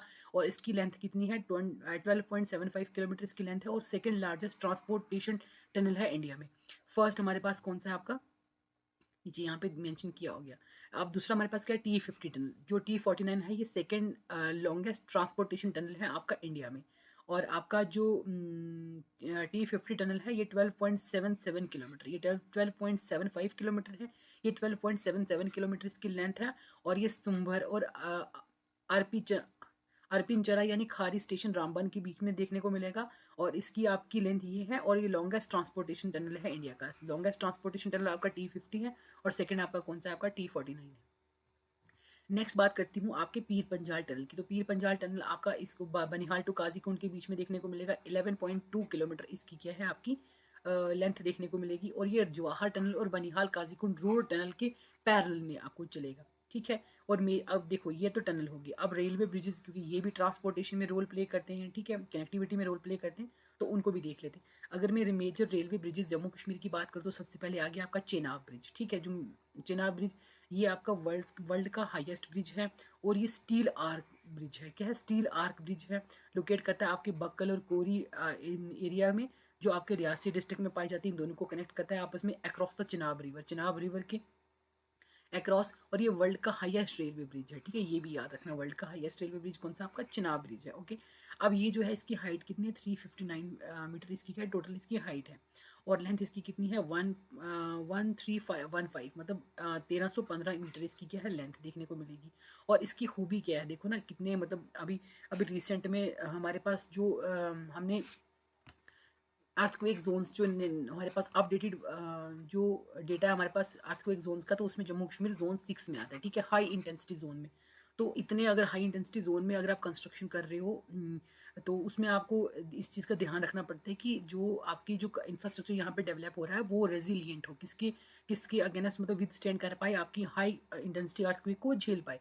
तो ये उसके काबिल है कि अर्थक्वेक को झेल सकता है। कौन सा? आपका चिनाब आर्क ब्रिज, ठीक है। और जो हाई विंड स्पीड है 266 किलोमीटर पर आवर के हिसाब से जो विंड्स आएंगी उनको भी क्या करेगा, ये बर्दाश्त कर सकता है, ठीक है। नेक्स्ट हमारे पास कौन सा आता है? सेकंड हमारे पास अंजी खड ब्रिज। अंजी खड ब्रिज जो है ये भी आपका क्या है? अंजी खड रिवर के ऊपर लोकेट है। और ये ट्रिब्यूटरी है किसकी? अंजी खड रिवर किसकी ट्रिब्यूटरी है? आपकी चिनाब की। और ये लोकेट कहाँ करता है? आपकी रियासी डिस्ट्रिक्ट में कनेक्ट करता है कटरा को रियासी के साथ। और इंडिया का first cable stayed rail bridge है, ठीक है, ये भी याद रखना। इंडिया का first cable stayed rail bridge कौन सा? आपका आपका अंजी खड ब्रिज है। हमने ब्रिजेस भी देख लिए। नेक्स्ट हम बात करते हैं किसकी? नेशनल रेल प्लान विजन 2030 को। नेशनल प्लान अगर मैं इसको बात करूँ तो मोटे मोटे एतबार से इसको हम समझ लेते हैं। इसमें क्या है कि जैसे जो national plan rail plan vision है ना, इसका एम क्या है? इसका एम है टू क्रिएट करना। मतलब किस चीज़ को क्रिएट करना? आपका future ready Indian railway system को, मतलब future ready Indian railway system को क्रिएट करना, ताकि हम ना बाई 2030 तक क्या करना कि इंडिया के जो रेलवे सिस्टम है या जो रेल सिस्टम है उसको क्या करना, फ्यूचर रेडी करना, उसको मॉडर्नाइज करना, उसको और अहेड और बिल्ड करना कैपेसिटी को, मतलब कैपेसिटी बिल्डिंग करना अहेड ऑफ डिमांड, मतलब डिमांड से पहले ही ना कैपेसिटी बिल्डिंग को इस हिसाब से कर लेना, ताकि अप टू हम क्या करें 2050 तक ये हम टारगेट अपने अचीव कर लें। हम अपने रेलवे सिस्टम को इतना मॉडर्नाइज कर लें, इतना हाईटेक कर लें और इतना उसको इम्प्रूव अपग्रेड कर लें 2050 तक, ठीक है। तो ये इसकी क्या था, इसका एम था। अगर मैं इसका फ़ायदा क्या हमें देखने को मिलेगा, ये मतलब क्या करेगा, बूस्ट कार्गो रेल ट्रांसपोर्ट को बूस्ट करेगा, आपकी फास्ट ट्रेन और बेटर ट्रैवल देखने को मिलेगा, आपकी ग्रीन और स्मार्ट इंफ्रास्ट्रक्चर, मतलब आप जब आप नया नया इंफ्रास्ट्रक्चर डेवलप करोगे, नई नई टेक्नोलॉजीज़ को लेकर के आओगे, तो ऑब्वियसली आप इन्वायरमेंटल फ्रेंडली चीज़ें लेकर के आओगे, आप एनर्जी कन्वीनियंट चीज़ें, वो जो एनर्जी को कंजर्व कर रही हैं, एनर्जी को बचा रही हैं, सस्टेनेबल डेवलपमेंट का ध्यान रखते हुए। उसके बाद कैपेसिटी एक्सपेंशन भी हो देखने को मिलेगी हमें इस विजन के अंडर। उसके बाद कॉस्ट एफिशिएंसी, देखो ये बड़ी खास चीज़ है। कॉस्ट एफिशिएंसी मतलब जो ये इंप्रूवमेंट आ रही है तो वो कॉस्ट एफिशिएंट भी हो और लोगों को भी थोड़ी चीप पड़े, ठीक है, और लोग उसको अफोर्ड भी कर सके। आपने इतनी महंगी चीज़ें बना ली, उसको कॉमन मास, अब रेलवे में कॉमन मास मूव करता है, ठीक है, तो आप उसको इतना एक्सपेंसिव बना दोगे तो कॉमन मास उससे कनेक्ट नहीं कर पाएगा, तो उसको थोड़ा चीप भी रखना ताकि मासेस क्या कर सकें, उसका इस्तेमाल कर सकें, ठीक है। तो ये हमारे पास किसके बारे में था, नेशनल प्लान विजन 2030 का। अच्छा, उसके बाद ये इसमें कुछ दिया गया है तो आप इसको डिटेल में है तो आप इसको पढ़ सकते हो, ठीक है। अब देखो यहाँ पे अमृत भारत स्टेशन स्कीम यहाँ पे दी, एक फ्लैगशिप रीडेवलपमेंट इनिशिएटिव है, जिसका मकसद क्या है कि टू मॉडर्नाइज करना 1275 स्टेशन को मॉडर्नाइज करना, और ताकि इम्प्रूव किया जा सके पैसेंजर एमिनिटीज़ को, एसेसिबिलिटी को, कमर्शियल फैसिलिटीज़ को। तो इन सब चीज़ों को हम किसके अंडर टारगेट कर रहे हैं, आपके अमृत भारत स्टेशन स्कीम के अंडर टारगेट कर रहे हैं। नेक्स्ट हमारे पास क्या है कि कवच ट्रेन प्रोटेक्शन सिस्टम। देखो ये देखो कवच ट्रेन प्रोटेक्शन सिस्टम, इसमें क्या है कि indigenous automatic train protection system है being rolled out to prevent, ताकि हम क्या कर सकें कि जो ट्रेन में कोलिजन देखने को मिलता है, जैसे ट्रेनें आपस में टकरा जाती हैं, तो उस चीज़ को प्रिवेंट करने के लिए हमने कवच ट्रेन प्रोटेक्शन सिस्टम डेवलप किया, जो इंडिया का indigenous automatic train protection system है। और इसका जो एनहेंस द ऑपरेशन सेफ्टी, ताकि हमारे पास क्या है कि सेफ्टी को मद्देनज़र रखते हुए मतलब सेफ्टी को इंश्योर किया जा सके, हमारे कोलिजन के चांसेस जो हैं, कोलिजन के केसेस हैं, उनको मिनिमाइज़ किया जा सके। ये हमारे पास क्या था, कवच जो ट्रेन प्रोटेक्शन सिस्टम है उसके बारे में। अब देखो हमने गोल्डन क्वाड्रिलेटर देख लिया। नेक्स्ट हमारे पास रेलवे में भी एक हमारे पास क्या है, डायमंड ट्राइंगल। अब ये किससे मुंसलिक है, आपकी इंडियन रेलवे से मुंसलिक है। अगर डायमंड ट्राइंगल की बात करूँ तो ये इसका जो पर्पज़ है वो क्या है, high speed semi high speed railway network in India को क्या करना कि मतलब aims to connect 4 major metropolitan cities, मतलब जो 4 मेजर मेट्रोपॉलिटन सिटीज़ हैं उनको ना क्या करना, उनको आपस में कनेक्ट करना। और ये जो 4 साइड्स हैं वो किसको, कौन कौन सी हैं आपकी, दिल्ली मुंबई, मुंबई चेन्नई, चेन्नई कोलकाता, कोलकाता दिल्ली। तो ये हमारे पास क्या है इसकी कुछ जो मेजर मेट्रोपॉलिटन सिटीज़ जिनको हमारे पास ये टारगेट कर रहे हैं। अब इसके ऑब्जेक्टिव्स क्या हैं कि हाई स्पीड रेल को India's busiest long distance routes को, मतलब हाई स्पीड रेल ट्रेन को इंट्रोड्यूस करना। उसके बाद ड्रास्टिकली रिड्यूस ट्रैवल टाइम, ताकि देखो हाई स्पीड ट्रेन को जब आप इंट्रोड्यूस करोगे तो ट्रैवल टाइम ऑब्वियसली कम होगा। उसके बाद बूस्ट इकोनॉमिक इंटीग्रेशन को बूस्ट करना, उसके बाद हमारे पास क्या हो गया कि डीकंजस्ट एग्जिस्टिंग कन्वेंशनल रेल रूट्स को, जो एग्जिस्टिंग कन्वेंशनल रेल रूट्स हैं उनको डीकंजस्ट करना। ये हमारे पास किसके अंडर था, आपका नेशनल रेल प्लान विजन 2030, और आपका क्या है, डायमंड क्वाड्रिलेटरल, जो आपके से मुंसलिक है आपके रेलवे सिस्टम से, ठीक है। नेक्स्ट हमारे पास है वाटर ट्रांसपोर्ट। अब वाटर ट्रांसपोर्ट में जाने से पहले हम कुछ देख लेते हैं जम्मू कश्मीर के रिस्पेक्ट में रेलवे स्टेशन का, ठीक है। अभी आपको पता है कि करंट में रहा है कि जो आपकी रेलवे स्टेशन थे उनके नाम चेंज किए गए थे। तो अगर मैं रेलवे स्टेशन की बात करूं, आपका उधमपुर रेलवे स्टेशन, उधमपुर जो रेलवे स्टेशन था इसका नाम चेंज करके रखा गया किसके नाम पे, आपके मार्टियर कैप्टन तुषार महाजन जी के नाम पे, ठीक है। तुषार महाजन जी के नाम पे क्या किया गया कि उधमपुर रेलवे स्टेशन का नाम चेंज करके इसको रखा गया। दूसरा हमारे पास अभी रिसेंट में एक नाम चेंज हुआ आपका कठुआ रेलवे स्टेशन का, ठीक है, ये भी पता है ना आपको, कठुआ रेलवे स्टेशन का नाम अभी चेंज हुआ। तो इसका नाम किसके नाम पे रखा गया, आपके मार्टियर कैप्टन, ठीक है, जो कैप्टन शहीद हो चुके थे आपके सुनील कुमार चौधरी के नाम पे आपका कठुआ रेलवे स्टेशन का नाम चेंज किया गया, ठीक है। यहाँ तक देख लिया। अच्छा, उसके बाद अगर मैं बात करूँ लॉन्गेस्ट रेलवे स्टेशन की बात करूँ तो वो कौन सा है, आपका श्री सिद्धारूढ़ा स्वामी जी हुब्बली जंक्शन, ठीक है, हुब्बली जंक्शन, ठीक है। ये आपका कौन सा है, लॉन्गेस्ट रेलवे स्टेशन है इंडिया का, ठीक है। कौन कौन सा, श्री सुधारोदा स्वामी जी हुब्बली जंक्शन, कर्नाटका। ये कहाँ पे है, कर्नाटका में। ये इंडिया का लॉन्गेस्ट रेलवे स्टेशन है। और अगर मैं शॉर्टेस्ट रेलवे स्टेशन की बात करूँ तो वो कौन सा आपका बंसपानी रेलवे स्टेशन, ये कहाँ पे आपका उड़ीसा का। तो ये शॉर्टेस्ट रेलवे स्टेशन है, इसकी जो लेंथ है वो 140 टू 200 मीटर्स ही देखने को मिलेगी।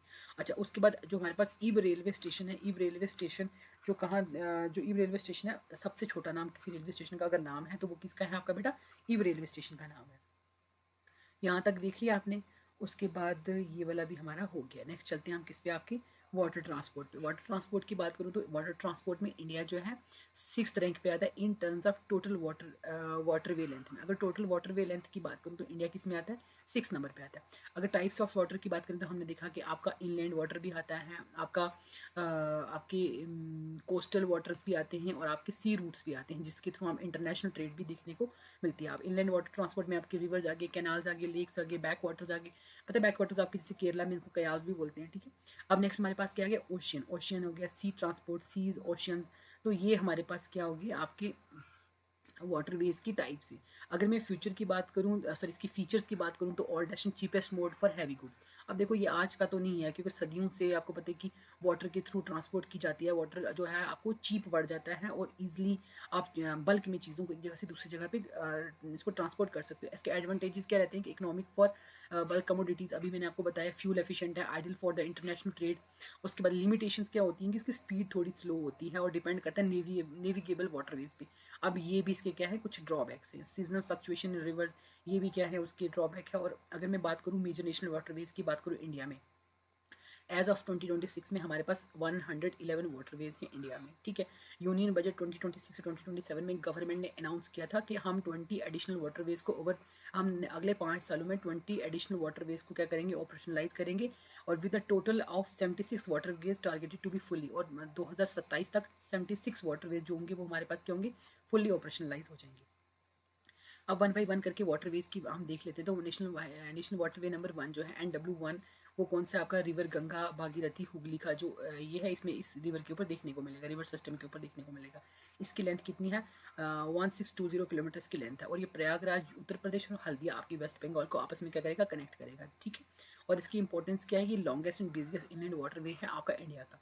दूसरा हमारे पास कौन सा आता है, national waterway number 2। National waterway number 2 में ये कहाँ पे, रिवर ब्रह्मपुत्र के ऊपर। और इसकी लेंथ कितनी है, 891 किलोमीटर, ठीक है। ये लेंथ इसकी याद रखना बेटा, क्वेश्चन आता है कहाँ से, ये क्या, ये लॉन्गेस्ट है, शॉर्टेस्ट है, इस पे क्वेश्चन आ सकता है। दूसरा आपकी कौन सी रिवर पे है और किस किस जगह को कनेक्ट कर रहा है, जैसे ये ब्रह्मपुत्र पे है और ये कनेक्ट करता है आपका बेटा किसको, किसको कनेक्ट करेगा आपका, सादिया दुबरी असम नियर बांग्लादेश बॉर्डर को, ठीक है। और ये इसकी इंपॉर्टेंस क्या है कि लाइफ लाइन ऑफ असम माना जाता है। ओनली वाटरवे इन नॉर्थ ईस्ट इंडिया, ठीक है। इसके ये पॉइंट याद रखना है, ठीक है। ये ओनली वाटरवे है आपका नॉर्थ ईस्ट का और लाइफ लाइन ऑफ इसको असम भी मानते हैं। और नेक्स्ट हमारे पास कौन सा, नेशनल वाटरवे नंबर 3, ठीक है, NW3। इसकी बात करें तो वाटर बॉडीज जो है west coast canal plus Champakara canal और प्लस उद्योग मंडल कैनाल, ठीक है। ये वाटर बॉडीज जो हैं जो इसके अंडर आती हैं। अगर लेंथ की बात करूँ तो 205 किलोमीटर की लेंथ है। और ये कोल्लम को कोट्टापुरम केरला से क्या करेगा, कोल्लम को कोट्टापुरम से कनेक्ट करता है। इसका इंपॉर्टेंस क्या है कि first waterway with container transport, ठीक है। ये देखो ये पॉइंट याद रखना क्या है कि first waterway with container transport कौन सा है आपका, नेशनल वाटरवे नंबर 3 है, ओके। इसकी लेंथ कितनी है, 205 किलोमीटर है। नेक्स्ट हमारे पास कौन सा आपका, नेशनल हाईवे नंबर 4, ठीक है, NW4। ये रिवर्स और कैनाल्स कौन कौन सी हैं, गोदावरी और कृष्णा रिवर सिस्टम के ऊपर है। 1095 किलोमीटर इसकी लेंथ है। कनेक्ट करता है कक्कीनाडा को पुडुचेरी के साथ क्या करता है, कनेक्ट करता है आंध्र प्रदेश, तेलंगाना और तमिलनाडु स्टेट जो नेशनल वाटरवे इन स्टेट्स को क्या कर रहा है, कवर करेगा। नेक्स्ट हमारे पास नेशनल वाटरवे नंबर 5 है, ठीक है, NW5। इसको एब्रीवेटेड फॉर्म में लिखेंगे। रिवर कौन कौन सी हैं आपकी, रिवर और कैनाल आपकी ब्राह्मणी, बेतरनी और महानदी डेल्टा। तो इन रिवर्स को, इन कैनाल्स को क्या करेगा, ये आप क्या करता है, इनके मतलब इनको कनेक्ट करके लेकर के चलेगा, मतलब इनके ये रिवर उसमें इंक्लूडेड होंगी ये वाला चीज़ें। इसकी लेंथ कितनी होगी, 623 किलोमीटर होगी। और कनेक्ट करेगा तालचर को पारादीप और धामरा पोर्ट के साथ। तो ये कौन सी स्टेट में है, आपकी उड़ीसा में। इसको याद रखना, कनेक्ट इसको करता है तालचर को पारादीप और धामरा पोर्ट के साथ। और कौन सी स्टेट में, आपकी उड़ीसा में। और नेशनल वाटरवे नंबर 6 जो है वो आपका कौन सा है, रिवर बराक के ऊपर है। इसकी लेंथ कितनी है, 121 किलोमीटर इसकी लेंथ है। और ये कनेक्ट करेगा लखीमपुर और भागा यानी भांगा आसाम को आपस में क्या करेगा, ये कनेक्ट करेगा। अब importance, trade with Bangladesh via Barak मेघना सिस्टम। अब बांग्लादेश के थ्रू जब बांग्लादेश के साथ हम जो ट्रेड करेंगे विया बाराक और मेघना रिवर सिस्टम जो है, इसके थ्रू हम क्या करेंगे, इस वाटर वे जो है ना, नेशनल वाटर वे नंबर 6, ये हमें ट्रेड करने में हेल्प करेगा बांग्लादेश के साथ, ठीक है। नेशनल वाटर वे नंबर 8 जो है वो आपका रिवर अलापुजा चंगा नासेरी कनाल जो है ये आपकी इस रिवर सिस्टम पे आपको देखने को मिलेगा। इसकी लेंथ कितनी 37 किलोमीटर है और ये अलापुजा को चंगा नसेरी केरला के साथ कनेक्ट करता है। नेक्स्ट हमारे पास कौन सा नेशनल वाटरवे नंबर 9, तो ये है रिवर अलापुजा को कोट्टयम, रिवर अलापुजा कोट्टयम और आपका कौन सा अथिरापुजा कैनाल के साथ क्या है उसके ऊपर ये मौजूद है। इसकी लेंथ 38 किलोमीटर है, कनेक्ट करेगा अलापुजा को कोट्टयम के साथ, केरला में है जो। और नेक्स्ट हमारे पास कौन सा नेशनल वाटरवे नंबर आपका 10, तो ये रिवर अम्बा के ऊपर है, 73 किलोमीटर इसकी लेंथ है, कनेक्ट करता है दीघी पोर्ट को नवी मुंबई के साथ। और कौन सी स्टेट में है आपकी, महाराष्ट्र स्टेट में। नेक्स्ट हमारे पास कौन सा नेशनल वाटरवे नंबर आपका 16, ठीक है, रिवर बराक और मेघना के रिवर के ऊपर है, 121 किलोमीटर की लेंथ है, कनेक्ट करेगा आपको आसाम को बांग्लादेश के साथ और इनलैंड वाटर नेटवर्क आपका बनाता है। अब हम देख लेते हैं आपके कुछ मेजर पोर्ट्स, जैसे हमारे पास कौन सा हो गया यहाँ पे देखो मेजर पोर्ट्स हैं, इनको 12 मेजर पोर्ट्स देख लो यहाँ पे, ठीक है। अब जैसे यहाँ पे हो गया दीनदयाल पोर्ट, कांडला पोर्ट जिसको बोलेंगे, मुंबई पोर्ट हो गया, जवाहरलाल नेहरू पोर्ट हो गया, मुरमागांव पोर्ट हो गया, न्यू मैंगलोर पोर्ट हो गया, कोचिन पोर्ट हो गया, अच्छा वीओ चिदम्बरम क्या चिदम्बरा बरानार पोर्ट हो गया। उसके बाद नेक्स्ट हमारे पास इसको तूतीकोरन पोर्ट भी बोलेंगे, या उसके बाद चेन्नई पोर्ट हो गया, उसके बाद कामराजार पोर्ट हो गया, विशाखापट्टनम हो गया, पैरादीप हो गया, कोलकाता हो गया। तो ये हमारे पास क्या है पोर्ट्स हैं आपके इंडिया के मेजर पोर्ट्स हैं। नेक्स्ट हम बात करते हैं किसकी, सागरमाला प्रोजेक्ट। जिस तरह से हमने गोल्डन क्वाड्रिलेटरल देखा, डायमंड ट्रायंगल देखा, भारतमाला प्रोजेक्ट देखा, उसी तरीके से हमारे पास सागरमाला प्रोजेक्ट है, ठीक है। अब सागरमाला जो प्रोजेक्ट है ये लॉन्च कब हुआ था, 2015 में लॉन्च किया गया था। ये फ्लैगशिप इनिशिएटिव था मिनिस्ट्री ऑफ पोर्ट्स का, शिपिंग का और वाटरवेज का, जिसका मकसद था कि डिज़ाइन करना टू रिवोल्यूशनाइज इंडिया को, मैरीटाइम सेक्टर को, इंडिया को जो मैरीटाइम सेक्टर है ना उसको क्या करना, रिवोल्यूशनाइज करना। और जो इंडिया की कोस्टल लेंथ है ना 7500 किलोमीटर कोस्ट की लेंथ है, और 14,500 किलोमीटर जिसकी पोटेंशियल वाटरवेज है, उसका इस्तेमाल इस तरीके से करना कि हम पोर्ट लेड डेवलपमेंट अच्छे से कर सकें, इंडिया की जो कोस्टल कनेक्टिविटी है उसको इनलैंड के साथ भी बरकरार कर सकें और कोस्टल कनेक्टिविटी को मेंटेन किया जा सके। ओके, की पिलर जो है आपके सागरमाला प्रोजेक्ट के क्या हैं कि जैसे फॉर एग्जांपल पोर्ट मॉडर्नाइजेशन करना, न्यू पोर्ट मतलब पोर्ट जो आपके एग्जिस्टिंग पोर्ट्स हैं उनको मॉडर्नाइज करना, हाईटेक करना, और जो न्यू पोर्ट है उनको न्यू पोर्ट को डेवलप करना। दूसरा हमारे पास क्या है, पोर्ट कनेक्टिविटी एनहेंसमेंट, मतलब पोर्ट्स के बीच में जो कनेक्टिविटी है उसको इम्प्रूव करना, एनहेंस करना, और इवन की हिंटरलैंड बाय एनहेंस्ड रोड, मतलब एक सिर्फ पोर्ट को पोर्ट के साथ भी कनेक्ट करना और पोर्ट को इनलैंड कनेक्टिविटी भी प्रोवाइड करना, ठीक है। और उसके बाद पोर्ट लिंक्ड इंडस्ट्रियलाइजेशन, मतलब क्रिएटिंग इंडस्ट्रियल क्लस्टर्स को इस तरीके से क्रिएट करना नियर पोर्ट्स में, ताकि कोस्टल इकोनॉमिक जोन्स को ताकि रिड्यूस किया जा सके कॉस्ट, लॉजिस्टिक कॉस्ट को। देखो अगर फॉर एग्जांपल ये कोस्ट थी, ठीक है, कोस्ट थी, अगर कोस्ट के पास ही इंडस्ट्री फॉर एग्जांपल यहाँ पे इंडस्ट्री, तो यहाँ से सामान को यहाँ ला के जाना, फिर यहाँ से वापस कंटेनर में कैरी करके लेके जाने में तो वो बड़ा क्या पता है कि महंगा पड़ जाता है। तो अगर हम क्यों ना करें कि इंडस्ट्रीज़ को ही कोस्ट के आसपास ही लगाएं ताकि यहाँ से कॉस्ट कम पड़ सके। तो ये हमारा किसके आपका सागरमाला प्रोजेक्ट के अंडर सब कुछ होता है। कोस्टल कम्युनिटी डेवलपमेंट, तो क्या करना है कि जो कोस्टल कम्युनिटी डेवलपमेंट भी करवाना, सस्टेनेबल डेवलपमेंट करवाना, कोस्टल एरिया की स्किल डेवलपमेंट प्रोवाइड करना, फिशिंग हार्बर लाइवलीहुड इनिशिएटिव्स, ये तमाम चीज़ें हम किसके अंडर करेंगे, भारतमाला सागरमाला इनिशिएटिव के अंडर। अब यहाँ देखो सागरमाला इनिशिएटिव के बारे में यहाँ दिया गया कि this plan proposes link to 12 major ports को लिंक करना और 180 माइनर पोर्ट्स को लिंक करना इंडिया के अंदर to with the hinterland to the build robust water navigation system, ठीक है। आपकी जो इनलैंड है उनके साथ भी और आपकी जो कोस्ट है उनको आपस में भी क्या करना, कनेक्ट करना। ओके, यहाँ तक समझ आ गई। ये सागरमाला प्रोजेक्ट के बारे में देख रहे हैं यहाँ पे, और कुछ आपके जो ये मेजर पोर्ट्स हैं वो भी यहाँ पे दिए हुए हैं, ठीक है, आप इनको आराम से देख सकते हो।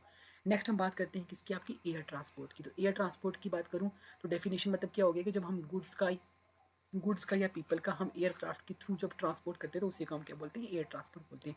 फीचर्स इसकी क्या क्या रहेंगी, आपको पता है फास्टर मीन्स ऑफ ट्रांसपोर्ट है, स्ट्रेटजी की इंपॉर्टेंस है, एडवांटेजेस क्या है कि सेव टाइम को सेव करता है, कनेक्ट करता है रिमोट को, हिली को, आइलैंड रीजन्स को, जो इनएक्सेसिबल रीजन्स हैं वहाँ पे आप क्या कर सकते हो, इन एयर ट्रांसपोर्ट की मदद ले सकते हो। और प्लस ना आपको इमरजेंसी, देखो एयर ट्रांसपोर्ट ना मैक्सिमम टाइम पे इमरजेंसी में बहुत काम आता है, डिजास्टर के टाइम पे, डिफेंस ऑपरेशन के टाइम पे एयर ट्रांसपोर्ट का बहुत अच्छा खासा रोल रहता है। लिमिटेशंस की बात करें तो वेरी एक्सपेंसिव पड़ता है, लिमिटेड। अब एक तो एक्सपेंसिव भी है और कैरिंग कैपेसिटी, मतलब इतनी चीज़ों को वो मतलब बल्क में चीज़ों को कैरी करने के लिए सक्षम नहीं है। वेदर साथ में ये वेदर डिपेंडेंट भी है। अगर मैं इंडिया की रैंकिंग की बात करूँ तो इंडिया 5वें रैंक पे आता है लार्जेस्ट एविएशन मार्केट ओवरऑल में। अगर लार्जेस्ट एविएशन मार्केट में अगर हम देखें तो इंडिया 5वें नंबर पे है। थर्ड लार्जेस्ट बात करें तो डोमेस्टिक एविएशन में तीसरे नंबर पे आता है। और 6 largest in cargo market globally, मतलब cargo market, air cargo market globally में इंडिया किस नंबर पे आता है? छठे रैंक पे आता है। नंबर ऑफ एयरपोर्ट्स बात करें तो 74 से 2014, मतलब 74 थे 2014 में, जो आपके 2025 तक आते आते कितने हो गए? 164। हाईएस्ट नंबर ऑफ आपके पोर्ट्स कहाँ देखने को, सॉरी एयरपोर्ट्स कहाँ देखने को मिलेंगे? आपके यूपी में देखने को मिलेंगे। स्ट्रक्चर ऑफ एयरपोर्ट की बात करें तो उसका क्या? सिविल एविएशन हो गया, मतलब डोमेस्टिक एयरवेज हो गया, इंटरनेशनल एयरवेज, जहाँ पे आप डोमेस्टिक फ़्लाइट्स भी वहाँ से कर सकते हो और इंटरनेशनल फ़्लाइट्स भी वहाँ से भर सकते हो। उसके बाद डिफेंस एविएशन में क्या होता है? जो इंडियन एयरफोर्स हो गया, इंपॉर्टेंट एयरवेज एयर रूट्स जो हमारे पास, सॉरी डिफेंस एविएशन क्या होता है? जो सिर्फ आपकी इंडियन एयरफोर्स ही जिसको कंडक्ट, जो मतलब इंडियन एयरफोर्स से कनेक्टेड है। और इंपॉर्टेंट एयरवेज की बात करो तो डोमेस्टिक एयर रूट्स हमारे पास क्या गया? मेजर ट्रंक रोड्स हमारे पास, आप देखो यहाँ पे देख लेते हैं कि डोमेस्टिक एयर रूट आपका दिल्ली जैसे रैंक 1 पे दिल्ली मुंबई, उसके बाद 2 पे आ गया दिल्ली बेंगलुरु, उसके बाद दिल्ली हैदराबाद, मुंबई बेंगलुरु, दिल्ली चेन्नई, मुंबई दिल्ली, उसके बाद दिल्ली कोलकाता मुंबई। तो ये हमारे पास क्या है? कुछ आपकी एयरवेज रूट्स हैं। ओके, दिल्ली मुंबई के को अगर बात करें तो ये बिजिएस्ट और most important domestic air corridor India का माना जाता है। और इंटरनेशनल एयर रूट्स की बात करें तो मेजर कॉरिडोर्स रैंक में हमारे पास इंटरनेशनल एयर रूट में आपका कौन आता है? इंडिया, मिडिल ईस्ट, दुबई में सबसे ज़्यादा फ्लाइट्स कहाँ से, कौन सी कंट्री की तरफ इंडिया में से फ्लाइट्स जाती हैं इंटरनेशनल में? मिडिल ईस्ट में दुबई, अबू धाबी और दोहा में। उसके बाद आता है नॉर्थ अमेरिका में यूएसए कनाडा, उसके बाद यूरोप, यूके, जर्मनी, फ्रांस, उसके बाद आता है south east Asia, Singapore, Thailand, Malaysia में। और ये यहाँ पे कुछ रैंकिंग दी हुई है। अब इंडियन डायस्पोरा ट्रांजिट हब्स में क्या कि जैसे अब जो इंडियन डायस्पोरा बाहर रह रहे होंगे तो वो भी इनके थ्रू क्या करते हैं? ट्रेवल करते हैं। अगर बिजिएस्ट एयरपोर्ट की बात करूँ पैसेंजर ट्रैफिक में तो आपका कौन सा आता है? सबसे पहले नंबर पे आएगा इंदिरा गांधी इंटरनेशनल एयरपोर्ट पे। लार्जेस्ट एयरपोर्ट की बात करूँ एरिया के हिसाब से तो सबसे पहले कौन सा आता है आपका? राजीव गांधी इंटरनेशनल एयरपोर्ट पे। बाकी ये नंबरिंग है, सबसे अपने सिर्फ फर्स्ट याद रखनी है, ठीक है। नेक्स्ट हमारे पास हमने देखो गवर्नमेंट ने एक स्कीम लाई थी उड़ान, उड़े देश का आम नागरिक, ठीक है। आम नागरिक जो है उड़ रहा है। अब आपको पता है कि कितना उड़ रहा है, ठीक है, दिखने में तो लग ही रहा है ना कि उड़ ही रही है वैसे। तो उड़े देश का आम नागरिक जो है, ये गवर्नमेंट की एक स्कीम थी जिसका मकसद क्या था कि रीजनल एयरवेज को क्या करना, मतलब इम्प्रूव्स एयर कनेक्टिविटी को इम्प्रूव करना टायर 1, टायर 2, टायर 3 सिटीज़ के बीच में, और रिवाइव करना अनसर्व्ड एंड अनडिजर्व्ड एयरपोर्ट्स को, ठीक है, उनका भी इस्तेमाल करना। और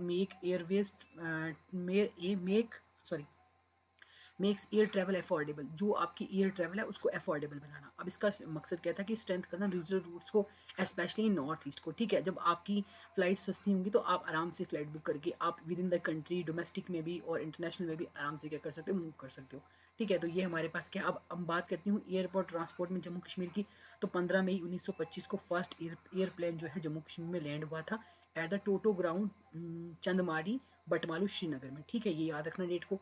और 27 अक्टूबर 1947 में इंडियन आर्मी की फर्स्ट लैंडिंग जो एयरवेज के थ्रू हुई थी, वो किसकी हुई थी? आपकी इंडिपेंडेंस के बाद वो हुई आपकी इंडियन आर्मी की, ठीक है। क्योंकि जब अटैक हुआ था आपके जम्मू कश्मीर में, कबायली पाकिस्तान ने अटैक किया था, तो उसको क्या करने के लिए, कंट्रोल करने के लिए, करब करने के लिए और आपकी जम्मू कश्मीर को रीगेन करने के लिए, तो तब हमारे पास इंडियन आर्मी को यहाँ पर लाया गया था। अब Indian airport authority of India जो है एस्टैब्लिश कर ली थी, इसने एस्टैब्लिश किया सिविल एनक्लेव एट श्रीनगर। तो एआई रिपोर्ट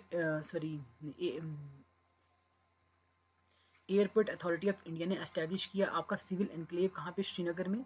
और एयरपोर्ट इन 1979 में इसने हैंडलिंग स्टार्ट कर ली, आपकी डोमेस्टिक और इंटरनेशनल एयर जो फ्लाइट्स थी वो स्टार्ट होगी। अगर मेजर एयरपोर्ट्स की बात करूँ तो हमारे पास 2 ही एयरपोर्ट्स हैं जिसमें हमारे पास क्या होगा, जो हमारे पास छोटे मोटे हैं वो तो आपकी डिफेंस पर्पजेज़ के लिए यूज़ होते हैं, लेकिन जो मेजर हैं वो कौन से? शेखुल आलम इंटरनेशनल एयरपोर्ट और दूसरा कौन सा आपका बेटा? जम्मू एयरपोर्ट। शेखुल आलम इंटरनेशनल एयरपोर्ट की बात करूँ तो ये आपका श्रीनगर में है और इसको डेजिग्नेट हुआ था एज ए इंटरनेशनल एयरपोर्ट। 2005 में इसको इंटरनेशनल एयरपोर्ट का दर्जा मिल गया था, 2015 में इसको रीनेम किया था, शेखुल आलम इसको नाम मिल गया था। और दूसरा हमारे पास एयरपोर्ट कौन सा? जम्मू एयरपोर्ट, जिसको सतवारी एयरपोर्ट भी बोलते हैं, और जम्मू सिविल एनक्लेव भी जिसको हम बोलेंगे। और यूपी में हमारे पास highest number of operational airports हैं। आप बलजैक एयरपोर्ट या तूरा एयरपोर्ट जो है मेघालय का इंडिया का सबसे छोटा एयरपोर्ट है। राजीव गांधी इंटरनेशनल एयरपोर्ट की बात करूँ तो लार्जेस्ट एयरपोर्ट है इंडिया का बाई एरिया। और बिजिएस्ट एयरपोर्ट की बात करूँ तो Indira Gandhi international airport new Delhi का सबसे बिजिएस्ट एयरपोर्ट माना जाता है इंडिया का। ये सारा डेटा 2025 का है, ठीक है, 2025 का 2026 का डेटा है। ओके, अब मनोहर इंटरनेशनल एयरपोर्ट गोवा का जो है क्लीनेस्ट एयरपोर्ट, इसको क्लीनेस्ट एयरपोर्ट का टैग मिला आपका इंडिया में भी और साउथ एशिया में भी। According to Skytrax ranking के according Manohar international airport Goa का जो है क्लीनेस्ट एयरपोर्ट है। Best airport of the year 2025 कौन सा था? Indira Gandhi international airport. Next हमारे पास है पाइपलाइन ट्रांसपोर्ट, ठीक है। अब जब हम पाइपलाइन ट्रांसपोर्ट, जो हम पाइपलाइंस के थ्रू जो ट्रांसपोर्टेशन करते हैं आपकी गुड्स की, तो उसी को हम क्या बोलेंगे? Pipeline transport. अब पाइप्स के थ्रू हम क्या ट्रांसपोर्ट करते हैं? आपके लिक्विड्स को, गैस को, ठीक है, इन्हीं को ट्रांसपोर्ट किया जाता है। अगर हम गुड्स की बात करें तो वही देखो, क्रूड ऑयल हो गया, पेट्रोलियम प्रोडक्ट्स हो गए, नेचुरल गैस हो गए, स्लरी हो गई। तो इन सब चीज़ों को हम क्या करते हैं? पाइप्स के थ्रू क्या करेंगे? ट्रांसपोर्ट करेंगे। अब क्यों करते हैं? इसके एडवांटेजेस क्या होंगे? कंटिन्यूस होगा, सेफ होगा, इकोनॉमिकल होगा, लो लॉस होगा, थेफ्ट का मतलब थेफ्ट के चांसेस भी कम हो जाएंगे, इन्वायरमेंटल फ्रेंडली होगा। लिमिटेशंस क्या देखने को मिलेंगी? हाई इंस्टॉलेशन कॉस्ट, मतलब इसकी जो इनिशियल कॉस्ट होगी ना वो ज़्यादा देखने को मिलती है। और लिमिटेड स्पेसिफिक प्रोडक्ट्स, आप इसके थ्रू ना पाइप्स के थ्रू लिमिटेड प्रोडक्ट्स को ही क्या कर सकते हो? मतलब ट्रांसपोर्ट कर सकते हो। और सिक्योरिटी रिस्क रहते हैं आपके सेंसिटिव एरिया में, ठीक है, कहीं पाइप्स की लीकेज हो गया, कुछ हो गया, तो सेंसिटिव एरिया में इसकी सिक्योरिटी रिस्क भी रहते हैं। अगर मैं इंडिया की रैंकिंग की बात करूँ तो 10th नंबर पे आता है लॉन्गेस्ट पाइपलाइन नेटवर्क में इंडिया ग्लोबली। और सेकंड नंबर पे आता है आपकी ऑयल पाइपलाइंस में जो आपकी अंडर कंस्ट्रक्शन है, ठीक है। इंपॉर्टेंट पाइपलाइंस कौन कौन सी हैं आपकी? Hazira Vijaypur Jagdishpur gas pipeline. दूसरी कौन सी होगी? मुंबई हाई यानी मुंबई रिफाइनरी पाइपलाइन। तो ये हमारे पास क्या है? इंपॉर्टेंट पाइपलाइंस हैं आपकी इंडिया की। ओके, इंडिया के पास एक्सटेंसिव नेटवर्क है पाइपलाइन का, जो यूज होता है ट्रांसपोर्ट के लिए, क्रूड ऑयल के लिए, पेट्रोलियम प्रोडक्ट्स के लिए, एलपीजी यानी लिक्विफाइड पेट्रोलियम गैस के लिए, और नेचुरल गैस के लिए। और पाइपलाइंस को कंसिडर किया जाता है कि सेफेस्ट और most efficient cost effective means of transport है एनर्जी अक्रॉस लॉन्ग डिस्टेंसेज। मतलब लॉन्ग डिस्टेंसेज में ना हम इफेक्टिवली, कॉस्ट इफेक्टिव वे से और मोस्ट एफिशिएंट वे से हम क्या कर सकते हैं? पाइप्स के थ्रू हम इन प्रोडक्ट्स को ट्रांसपोर्ट कर सकते हैं। अगर इंडियन इंफ्रास्ट्रक्चर की बात करूँ, देखो किसी भी चीज़ को हमें, जैसे फॉर एग्जांपल हम ट्रांसपोर्ट के लिए भी कुछ पहले इंफ्रा डेवलप करेंगे ना, तो कौन कौन से पाइपलाइन के रेफरेंस में हम इंफ्रा देख लेते हैं। अगर 2025 की बात करूँ तो इंडिया के पास 13,600 kilometre of authorised petroleum pipelines हैं, जो 93 किलोमीटर का, सॉरी 9,300 किलोमीटर का जो एरिया है वो ऑपरेशनल है। और and additional thousands of kilometre जो एरिया है वो अभी अंडर कंस्ट्रक्शन है। मतलब इतना एरिया ऑपरेशनलाइज हो चुका है, और बाकी जो थाउजेंड्स ऑफ एरिया है वो अभी स्टिल अंडर कंस्ट्रक्शन है। अभी तभी हमने देखा ना, अभी की जो इंडिया है वो 10th नंबर पे आता है, सॉरी 2nd नंबर पे आता है ग्लोबली पाइपलाइंस अंडर कंस्ट्रक्शन पे। तो वही यहाँ पे हमने देख लिया। अब हम बात करते हैं किसकी? आपकी इंडियन ऑयल कॉरपोरेशन जो है वो ऑपरेट करती है 20,000 kilometre of crude and product and gas pipeline. जो 20,000 किलोमीटर जो आपकी और क्रूड ऑयल प्रोडक्ट्स हैं और आपके पास गैस पाइपलाइन हैं, उनको अकेला कौन देख रहा है? इंडियन ऑयल कॉरपोरेशन ही उसको देख रही है। अगर major petroleum crude oil product pipelines की बात करूँ तो आपकी कौन कौन सी है? Kandla Bathinda oil pipeline. उसके बाद आपकी कौन सी है? ये ट्रांसपोर्ट करती है आपके, देखो कांडला बठिंडा ऑयल पाइपलाइन जो है ट्रांसपोर्ट करेगी क्रूड ऑयल को, पेट्रोलियम प्रोडक्ट्स को कांडला पोर्ट से गुजरात में जो है टू बठिंडा। आप देखो कांडला पोर्ट से बठिंडा पंजाब में ये वाली पाइपलाइन जो है आपको ट्रांसपोर्ट करती है। अप्रॉक्सीमेटली 1443 किलोमीटर की लेंथ है। उसके बाद नेक्स्ट हमारे पास कौन सा है? मुंबई मनमाद बिस्वास पाइपलाइन, बिजवासन पाइपलाइन, ठीक है। ये भी ऑपरेट करती है भारत पेट्रोलियम जो है इसको क्या करेगा? ऑपरेट करता है, रन्स बिटवीन मुंबई टू मनमाद और फर्दर टू बिजवासन, ठीक है। मुंबई टू मनमाद और बाद में ये कहाँ पे आगे एक्सटेंड है? कहाँ पे? बिजवासन के पास, नियर आपकी न्यू दिल्ली में। टोटल जो इसकी लेंथ है वो है 1500 किलोमीटर्स की लेंथ है। ओके, नेक्स्ट हमारे पास कौन सी है? ट्रांस बॉर्डर मोतीहारी अमलेख गुंज ऑयल पाइपलाइन, ठीक है। ट्रांस बॉर्डर मोतीहारी अमलेख गुंज पाइपलाइन, ये कनेक्ट करती है इंडिया को नेपाल के साथ, फ्रॉम मोतीहारी बिहार टू अम्बेलगुंज नेपाल में, ठीक है।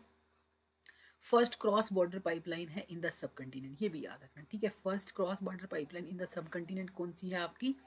वो है आपकी trans border Motihari Amlekh Amlekhganj oil pipeline, ठीक है। नेक्स्ट हमारे पास कौन सी आ गई, LPG liquefied petroleum gas pipeline. Okay, अब इसमें देख लेते हैं तो कांडला गोरखपुर एलपीजी पाइपलाइन जो है इसके लिए क्या है, जो इसको क्या करती है, एलपीजी को क्या करेगी, ट्रांसपोर्ट करेगी। ओके, तो ये इसके बारे में यहाँ दिया हुआ है। इसकी लेंथ कितनी है, 2805 किलोमीटर इसकी लेंथ है, और गुजरात टू गोरखपुर यूपी में, ठीक है, उसको क्या करेगी, कनेक्ट करेगी।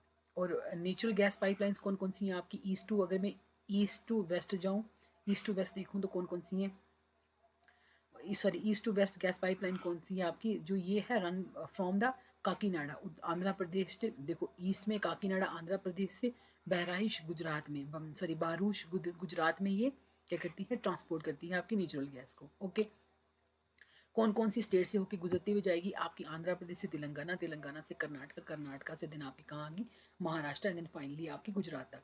1386 किलोमीटर इसकी लेंथ है, और इंडिया की one of the biggest trunk gas pipeline है, ठीक है, ये भी याद रखना, one of the India biggest trunk gas pipeline.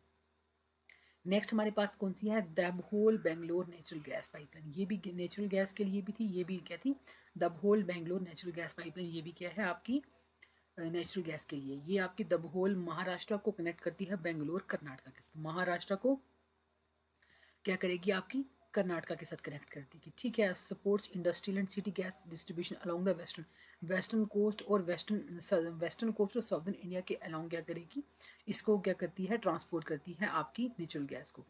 उसके बाद अदर हमारे पास गैस अथॉरिटी ऑफ इंडिया जो है लिमिटेड, ये है अदर जो इसके प्रोजेक्ट्स हैं वो कौन कौन से हैं, जिसमें हमारे पास इन्होंने क्या करना है कि एक्सटेंड करना है नेचुरल गैस ट्रांसमिशन लाइंस को, सच एज मुंबई नागपुर, उसके बाद झारसुगुंदा पाइपलाइन, तो उसके बाद इनको एस्टेब्लिश करना है, और सम सेगमेंट्स है फेस डिले, और कुछ सेगमेंट्स को ना अभी डिले हुआ है, ठीक है। तो अभी मतलब सिंपल मोटी मोटी भाषा में याद रखो कि अभी इंडिया अपनी जो गैस पाइपलाइन है ना उस पर अच्छा खासा काम कर रहा है, ठीक है, ताकि हम फर्दर जो आने वाले टाइम पे हमें गैस जो हम ट्रांसपोर्ट कर रहे हैं पाइपलाइंस के थ्रू, तो उसमें भी हम क्या हो सकें, एफिशिएंट हो सकें। नेक्स्ट हमारे पास कौन सा लास्ट जो मीन्स ऑफ ट्रांसपोर्ट है वो बेटा आपका रोपवेज है। अब आपको पता है रोपवेज जैसे गंडोला वगैरह हो गया, ठीक है, तो उनके थ्रू जैसे ये कहाँ पे यूज़ होते हैं, आपके हिली एरियाज में, माउंटेनियस रीजन्स में। देखो आप इतनी बड़ी पहाड़ी चढ़ के जाने से बेहतर है ना कि आप गंडोले पे बैठो, सीधा यहाँ से यहाँ जाओ, ठीक है। तो ये जो आपकी जो एनर्जी खर्च हो रही थी, जो आपके सोर्सेज लग रहे थे, तो आपको थोड़ा एफिशिएंट पड़ गया, इको फ्रेंडली भी है, ठीक है। मल्टी मॉडल ट्रांसपोर्ट और integration of road, rail and water and air, तो इन सब चीज़ों को इंटीग्रेट कर देता है, ये रिड्यूस करता है लॉजिस्टिक कॉस्ट को भी क्या करता है, रिड्यूस करता है। और ये कौन से एरियाज़ में ना आपके हिली टेरेन का एरिया होता है, हिली एरियाज़ होते हैं, उनमें ये मतलब क्या है, कारआमद साबित होता है, उसमें मुफीद साबित होगा। वेल नोन रोपवेज अगर मैं इंडिया की बात करूँ तो वो कौन कौन से, जैसे हमारे पास हिमालयन सीनिक रोपवे हो गया, गुलमर्ग का गंडोला जम्मू कश्मीर में आपका ये वाला हो गया, one of the most famous and highest cable car rides हो गया। उसके बाद ओली रोपवे उत्तराखंड का हो गया, शिमला झाकू रोपवे हिमाचल प्रदेश का हो गया। उसके बाद आपका नैनीताल रोपवे हो गया उत्तराखंड का, दार्जिलिंग रोपवे हो गया वेस्ट बंगाल का। अब देखो ये तो हो गया ना सीनिक ब्यूटी वगैरह के लिए। अब जब पिलग्रिमेज के लिए भी हम रोपवे का इस्तेमाल करते हैं, टेम्पल देखो जैसे माता वैष्णो देवी जी का टेम्पल की बात करूँ तो यहाँ पे मतलब यहाँ पे भी गंडोला सर्विसेज हैं। उसके बाद हमारे पास पावागढ़ रोपवे गुजरात में, जो कल की माता टेम्पल है जो पावागढ़ हिल में, उसके वहाँ पे लगाया गया रोपवे को। उसके बाद अंबाजी रोपवे गुजरात में, कौन सी आपकी अंबाजी रोपवे, उसके बाद सतपुरा रोपवे, उसके बाद चामुंडी हिल रोपवे, तो ये गुजरात में है, ये गुजरात में, ये भी गुजरात में, ये कर्नाटका में। कर्री माता रोपवे आपका राजस्थान में। उसके बाद तारा तारिणी मंदिर रोपवे आपका उड़ीसा में, ठीक है। ये इतना ज़्यादा इंपॉर्टेंट नहीं है बट एक बार इसको गो थ्रू कर लेना, ठीक है। और स्पेशल रोपवेज जो हमने स्टार्ट किए हैं इंडिया ने, आपकी काशी रोपवे वाराणसी का उत्तर प्रदेश का, ये भी अंडर कंस्ट्रक्शन है। उसके बाद दोशी हिल रोपवे, ये भी आपका हरियाणा का है, ठीक है, ये भी अप्रूव्ड आपका रोपवे है। नेक्स्ट हमारे पास अपकमिंग जो प्रोजेक्ट्स हैं आपके रोपवे के पिलग्रिमेज जो टूरिज्म मेगा प्रोजेक्ट्स में, हमारे पास सोनप्रयाग केदारनाथ का रोपवे उत्तराखंड का, और दूसरा हमारे पास कौन सा आपका हेमकुंड साहिब रोपवे उत्तराखंड का, ठीक है। तो उसके बाद नेक्स्ट हम देखते हैं अर्बन ट्रांसपोर्ट में। अर्बन ट्रांसपोर्ट में हमारे पास Shimla ropeway rapid transport project जो है ये वाला। अब इसको ये क्यों मतलब इसको क्यों अप्रूव करने की ज़रूरत पड़ी, देखो सिटी मोबिलिटी को रिड्यूस कंजेशन कर मतलब कंजेशन को रिड्यूस करने के लिए, सिटी मोबिलिटी को मेंटेन करने के लिए ये वाला शिमला रोपवे और एंड रैपिड ट्रांसपोर्ट प्रोजेक्ट को क्या अप्रूव किया गया। ये 13.7 किलोमीटर का जो है आपका रोपवे है। नेक्स्ट हमारे पास कौन सा है, त्रिवंद्रम पोनमुड़ी रोपवे केरला का, ठीक है। ये प्रपोज रोपवे है ताकि इम्प्रूव हिल स्टेशन का एक्सेस, मतलब हिल स्टेशन के एक्सेस के लिए ये रोपवे है, ओके। नेक्स्ट हमारे पास एक मोस्ट इंपॉर्टेंट जो है इनिशिएटिव है गवर्नमेंट का, वो क्या है आपका पीएम गति शक्ति। देखो पीएम गति शक्ति ना 21-22 में काफ़ी ज़्यादा न्यूज़ में था, और 13 अक्टूबर 2021 को इसको लॉन्च किया गया था। इसका मकसद क्या था कि प्राइम मिनिस्टर नरेंद्र मोदी जी ने इसको लॉन्च किया था। ये digital institutional reform based infrastructure plan है, जिसका मकसद क्या था कि जिसका एम क्या है कि ट्रांसफॉर्म करना, इंटीग्रेट करना फास्टर और efficient development infrastructure across the country, ठीक है। अक्रॉस द कंट्री जो आपका इंफ्रा है उसको फास्टर बनाना, एफिशिएंट बनाना और उसको डेवलप करना, ठीक है। तो उसके बाद ताकि कनेक्टिविटी को फर्दर इंश्योर किया जा सके। देखो यहाँ पे लिखा है holistic infrastructure development through multi modal connectivity, okay. तो ये आपका क्या है, किसके बारे में, पीएम गति शक्ति के बारे में है, ओके। तो this is all about for the today's session. और अभी आज हमने ट्रांसपोर्ट पे क्लास ली है, तो जो नेक्स्ट पार्ट 2 इसका आएगा वो कम्युनिकेशन पे होगा। एंड थर्ड लेक्चर में हम क्या करेंगे, आपके डिटेल्ड एमसीक्यूज़ लेकर के आएंगे आपके ट्रांसपोर्टर कम्युनिकेशन पे, ठीक है बेटा। Thank you so much.